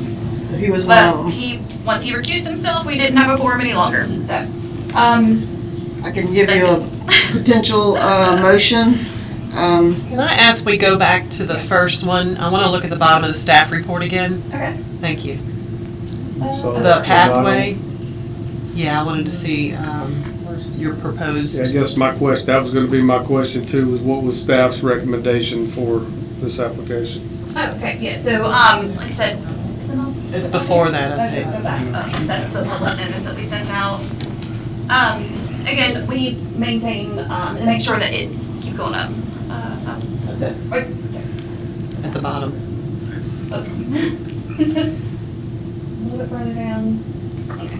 So just the findings. The findings Little just bit more. detail exactly what Sarah? materials. Thank you. There was two motions. Here we go. It was going to be, and include the potential motions. So in the historic guidelines, it does talk about the majority of the recreational areas be behind the main residence, but in this case, like I said, there are, when you drive past the property, there's some large trees, there's some greenery, so it's kind of shaded from the view. However, it's just a sitting area. His pool is going to be proposed to be behind the home, so you won't be able to see it from the road. So these all fall within the materials that are approved, the guidelines of the HPC. Yes, ma'am. Thank you. I'm here if you have any questions as well. Thank you, Owen. David, can we directly approve this without HPC? I didn't even know this was even a thing. Right, before. so- I don't know about the public notice period, and I mean, legally. That's a good point. Okay, yes, I'll touch on that. So the Historic Preservation Commission is similar in nature to Planning Commission and ZAP, where they're a recommending body. Their recommendation, as it normally happens, comes to you guys in the consent agenda with a recommendation from the Historic Preservation Commission. This one, public notices do go out to the surrounding properties. So in this case, we do put yard signs in front of the property, a minimum of 15 days prior to the case being heard. And also, our UDC states it's optional. However, I go ahead and send out notification mail-outs with the public notice that was on the packet to the people surrounding the property 500 foot, so 500 foot buffer. So we do, there is no requirement to post it in the newspaper like our public hearings. However, I do public notice it by yard signs and mail-outs. I have not received any public feedback as far as letters or phone calls regarding his request. But it was published and it was advertised. I guess to be heard. Published in the newspaper, but letters were sent out and the yard sign has been in his front yard since the end of April. I think if I'm correct, the appropriate thing to do would be to have it actually on an agenda as an item. If we can't get HPC together, I mean, I don't have a problem with it. I think we should, if we could, do it tonight, but I think the appropriate thing would be on the agenda for the public to be able to come and comment on it. That would be my question. Did you have anybody show up at the meeting? No. Well, I couldn't, in attendance when I tried to hold a meeting, there was nobody there in opposition. However, a quorum couldn't be determined, so we didn't hold any official business, and that's reflected in the minutes. But I did not have anybody show up, because I spoke to the applicants and the folks who did show up and let them know that unfortunately, we couldn't have a quorum. But to answer your question, no, I've not received any. Would you need to do a publication, or you say you don't do that because you do the other two? So it's, the notifications are done as far as what's required? Correct, because, yes, UDC publications are not required in the newspaper. That It's required. optional to send out the letters, but I do it anyway. Here? No. That's my issue. That's why I think it needs to be on an agenda. Part of Valor would be to make sure that you tell the public where they're to appear if they want to have a comment. Is there time to do it for the August 4? Is it that right, August 4? Or would we need 3rd? Would we need more time than that? 2 weeks, so I can do it, the August 4th meeting and post it on as a item on the agenda, if that's what we need to do. Seems to me, in the event in the future, that if we can't make a quorum within 1 or 2 months, then it should come to the board, and the board be able to vote on it and approve it. It just seems, I mean, that, you know, Instead of holding up the process. Right. Right, so that provision currently is not included in the UDC. Good point. It's been a long time since this has happened. Since I have been here, this has not happened. Most cases, are able to be heard, whether, at least I need a minimum of 4 members to hold a quorum. Like I said, I did have to hold a special call meeting for the June meeting. I did fortunately have a quorum. I had 2 members present and 2 members on the phone, and the minutes reflected that. We used to have an attendance requirement. If you missed so many, then you were asked to step off, so. We were gonna talk about that after. We need to, I think, if you would put together a list of the members and their attendance records and send to the board, I think that would be helpful.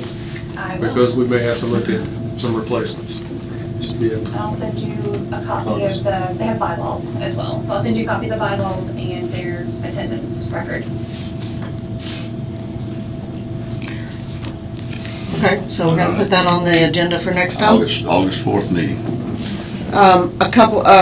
One other thing, I've gotten a call from Daughters of American Revolution, and at one time they had a plaque down at Fort Maurepas, and the lady called me and said that it was taken down because she thought the board said it was ugly. I don't know what she said, what the point was, but they wanted to get a more, a better one for the city. And she wants to come in on Wednesday and just take a look around, and so I was wondering maybe. Where was it located? It was down at the fort. It's somewhere at the fort. I don't know. I never saw the plaque. There's some of those plaques on the walkway. Anybody here remember that? Alan, you might remember.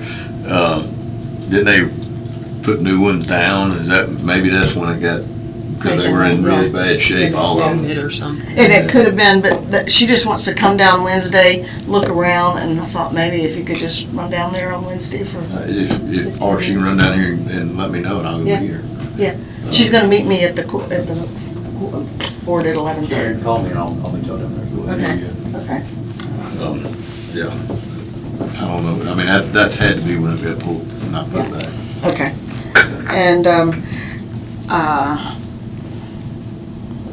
Alan, I got a few people concerned about some ditches, especially with the weather coming in. Nothing you can do about it at this point because it's tomorrow, but on Cotsum, you know, where that water flows into that smaller pipe, I don't know what or if we could do anything about it, but. We'll send somebody over there first thing in the morning, let them look at it, see what they can do. Yeah, he's worried because it came within inches of coming in his house.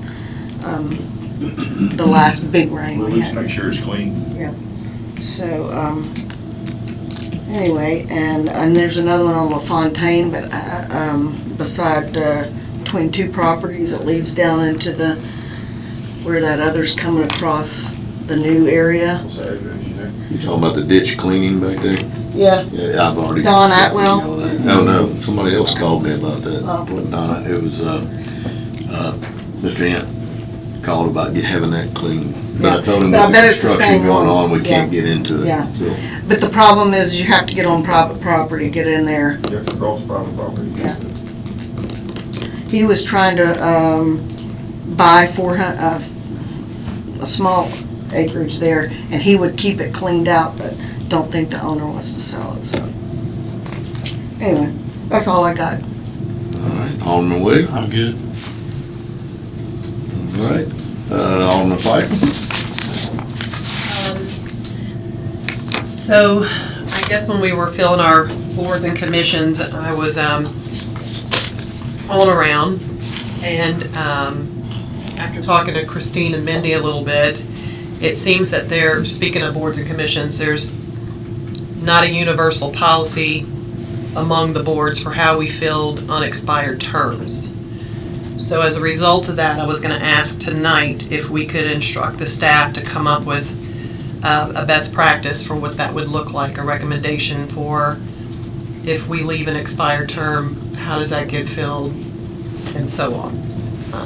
Pretty sure those have always been filled just to fill the rest of that term. Well, we've done it 2 ways. We've done it where we've appointed the remainder of the term, someone, and then I think some boards have, if it's say 3 months left, felt they should be able to keep that board member since they were newly appointed, where other times we've done the appointments, so I think you get a mixed bag.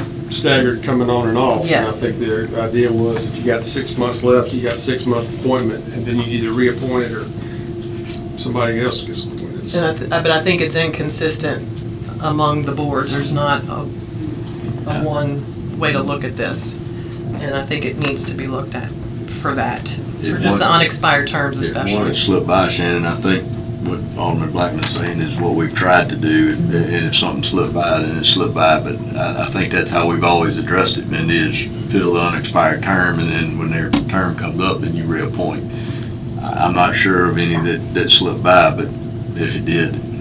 I was just saying, given our phone call, it's a good time to, and I think Rob kind of touched on, maybe all the boards need to look at their bylaws, make sure we have absentee policies. We didn't have bylaws for ZAB until a year ago. They just didn't exist. So I don't know where the other boards stand. And I just think it would be a good opportunity, since we're talking about not making quorums, and there are different methods for filling unexpired terms. There are. And make sure we're doing the same for all across all boards. That was the thing I was going to bring up with that. Okay, next is Hanley Road, Government Street, with a striping of the intersection, and school goes back next week. So where are we? I'm hoping he puts the stripes down Sunday. They ground all the old stuff off last Sunday. So we had it swept, clean, prepped, he's ready to go back now. So we should have it in time for school to be back, because that's a public safety. Okay, thank you for that. Sarah was going to get an update on the drainage project from Davidson, Holcomb area, and see where we are timeline, completion time. Well, the completion was July 28th, but they have held off to do the culvert work this week due to the storm, so I'm gonna project it's gonna be the first week of August. So sorry, Davidson will still be closed when school starts. But we're within a month or so of completing that, because that is a big thoroughfare to have closed. Please get with the school. To let them know. Let the bus routes know that road will be hindering their. And then last, I wanted to thank the fire department. They literally put out a dumpster fire today at Ward 4 business, and it could have been much worse, so I appreciate you all getting on that as quickly as you did. So, thank you. That's it. All right. Alderman Blackman. I'm good. Alderman Metzger.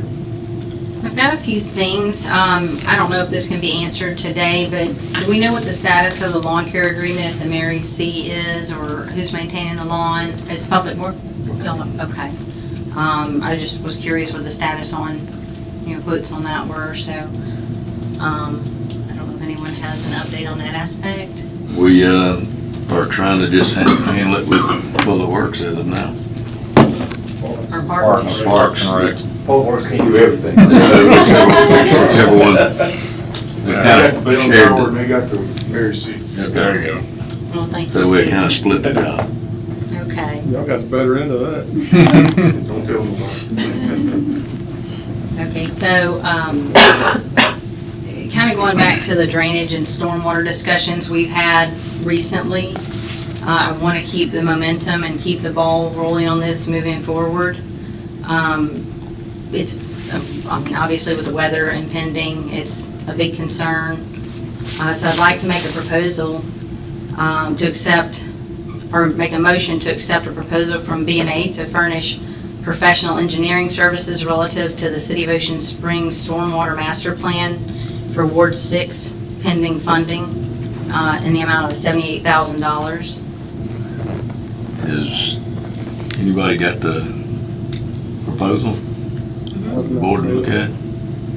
I ain't seen it. Have you had it? I have a proposal.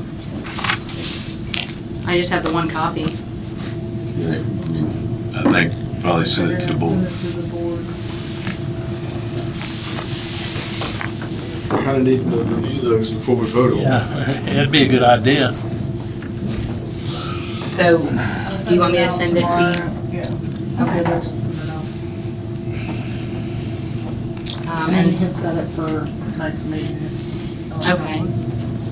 And the second is, have you heard back from Mr. Harris from the county in terms of what the status is, the issue that arose from Palmetto Point subdivision, that addition? And the gentleman, the citizen that lived out there, had stated he was told that what started in the county stays in the county. Have we gotten any information back from the county? Because it's been a little while on that.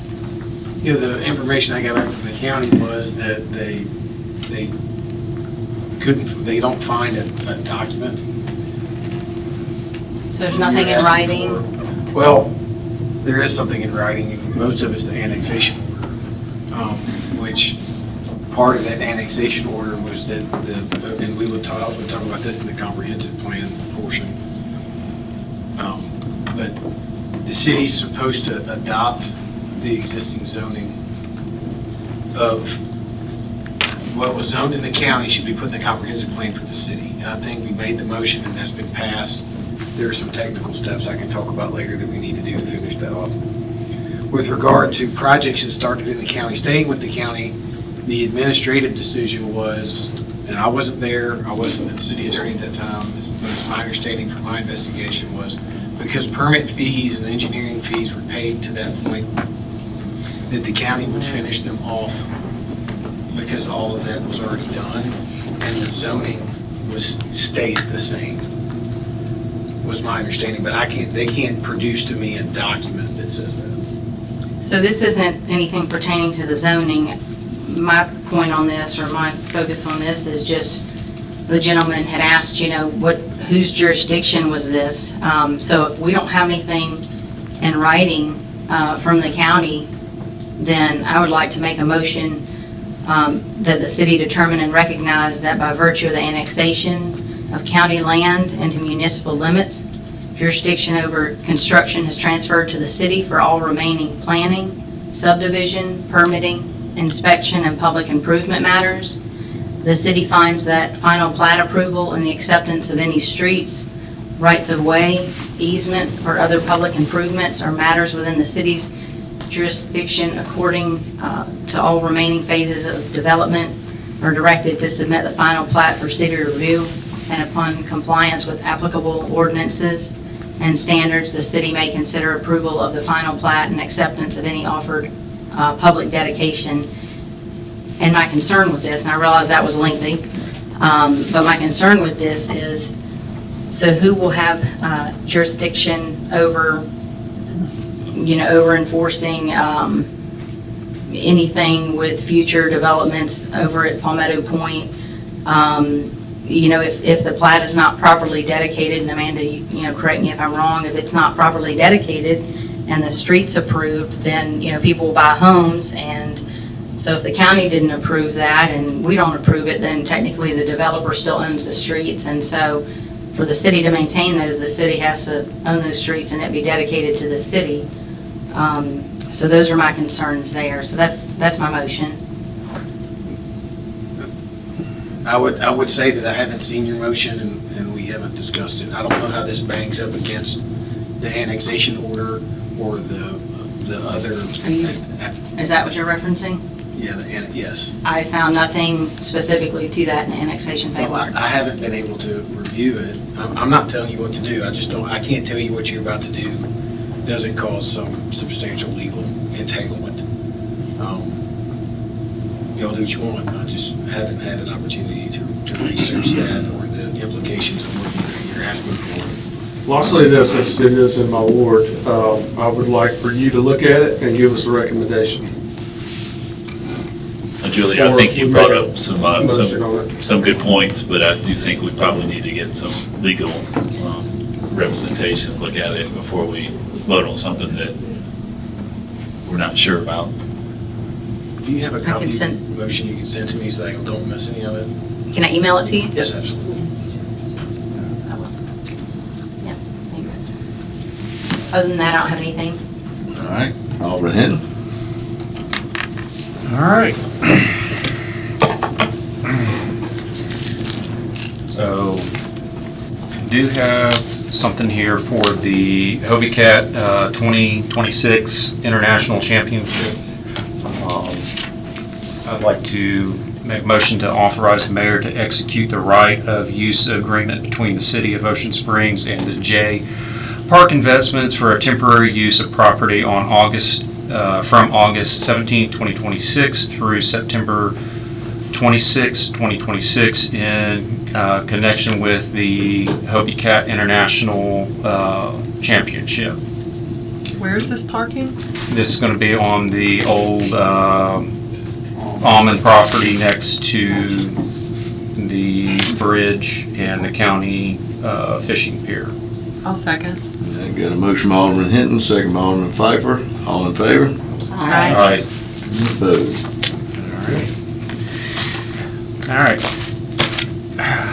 Moving on. Something that we discussed back, it's probably been, about 8 months ago, we were talking about Ocean Springs Road and the speed limit. One thing I'd like to look at is to make a motion to increase the speed limit from Dina Road heading west to Monticello Boulevard east, going from 25 to 30, and then it would stay at 25 going to the roundabout. So I think that would take a lot of the frustration out there, because that 25 miles an hour from Highway 90 all the way to Dina Road, I think it's a little bit excess. And it would also, increasing it to 30 still would allow the golf carts to be able to have access. So I would welcome anything in that realm, as I attempted before and that failed, so I would support that. I think that sounds fair. Second. Yeah, the problem, to me, we've got to be concerned about is we've got all these subdivisions, and you got golf carts pulling out, and we've all said that, people are speeding 5-10 miles per hour over that speed limit. So once we move to 30, they're going to be driving 35, 36, 38, 40, and there's probably a 50-50 support here. But what's concerning is that the citizens pulling out of these subdivisions are pulling into potential fast lane. So I'm just telling you just some of the things that I've heard from the citizens that are living in these subdivisions. And I understand, the need to get places quicker, but it is going to be a potential concern, danger, safety. So I've got kind of some mixed feelings about it. I can tell you, reducing it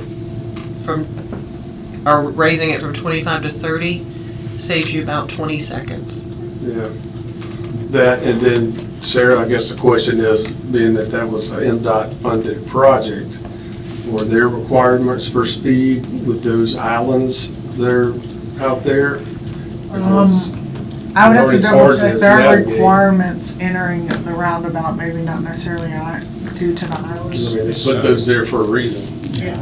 So Rob, when we looked at it and talked about it, the roundabout has the requirement of the 15, and then all I could see is that they brought the 25 out to Monticello West, and then they continued it on from 25 all the way to Dina, and there was really no guidelines on the turning lanes on Culioco and Monticello.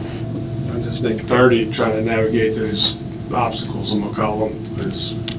Well, right now, as it is it's created a frustration for people coming down Ocean Springs Well, Road. like Shannon said, 15, 20 seconds of travel time. Well, Let them get on Highway 90. You're definitely on your brakes to go through there even at 30. You're on your brake. And may I suggest right now is probably not the time to raise it because we're about to put Dina under construction. So I would ask you probably to hold. Well, this is something that we can look at in the future and everything, but it's something I think that does need to be looked at. Motion second. You had a motion. It's okay. You can withdraw. I can rescind my motion. Good. All right. I'd like to thank all the city staff for all the good work that y'all do, and all the departments, fire department and police department. Thank y'all, and that's it. Mayor? All right, thank you. I want to say the same. Chief, thank y'all for the work y'all put in this past week. And look forward to Friday at the Fort. Stephen, you get that? It's coming. Not this Friday, next Friday, right? This Friday. This Friday. It's And, we need to make sure Alderman Tillis is there, so. Who's gonna man that He'll be closet? impressed. Don't be late. I need that good, you gotta bring that guitar back and maybe I'll get up there. No, they did some improvements. They've been working on it. So, but thank y'all for that. Thank you. And we do have an item for executive session tonight. I need to, is there a motion to go into closed session? So moved. Got a motion by Alderman Hinton, second by Alderman Wade, all in favor? Okay.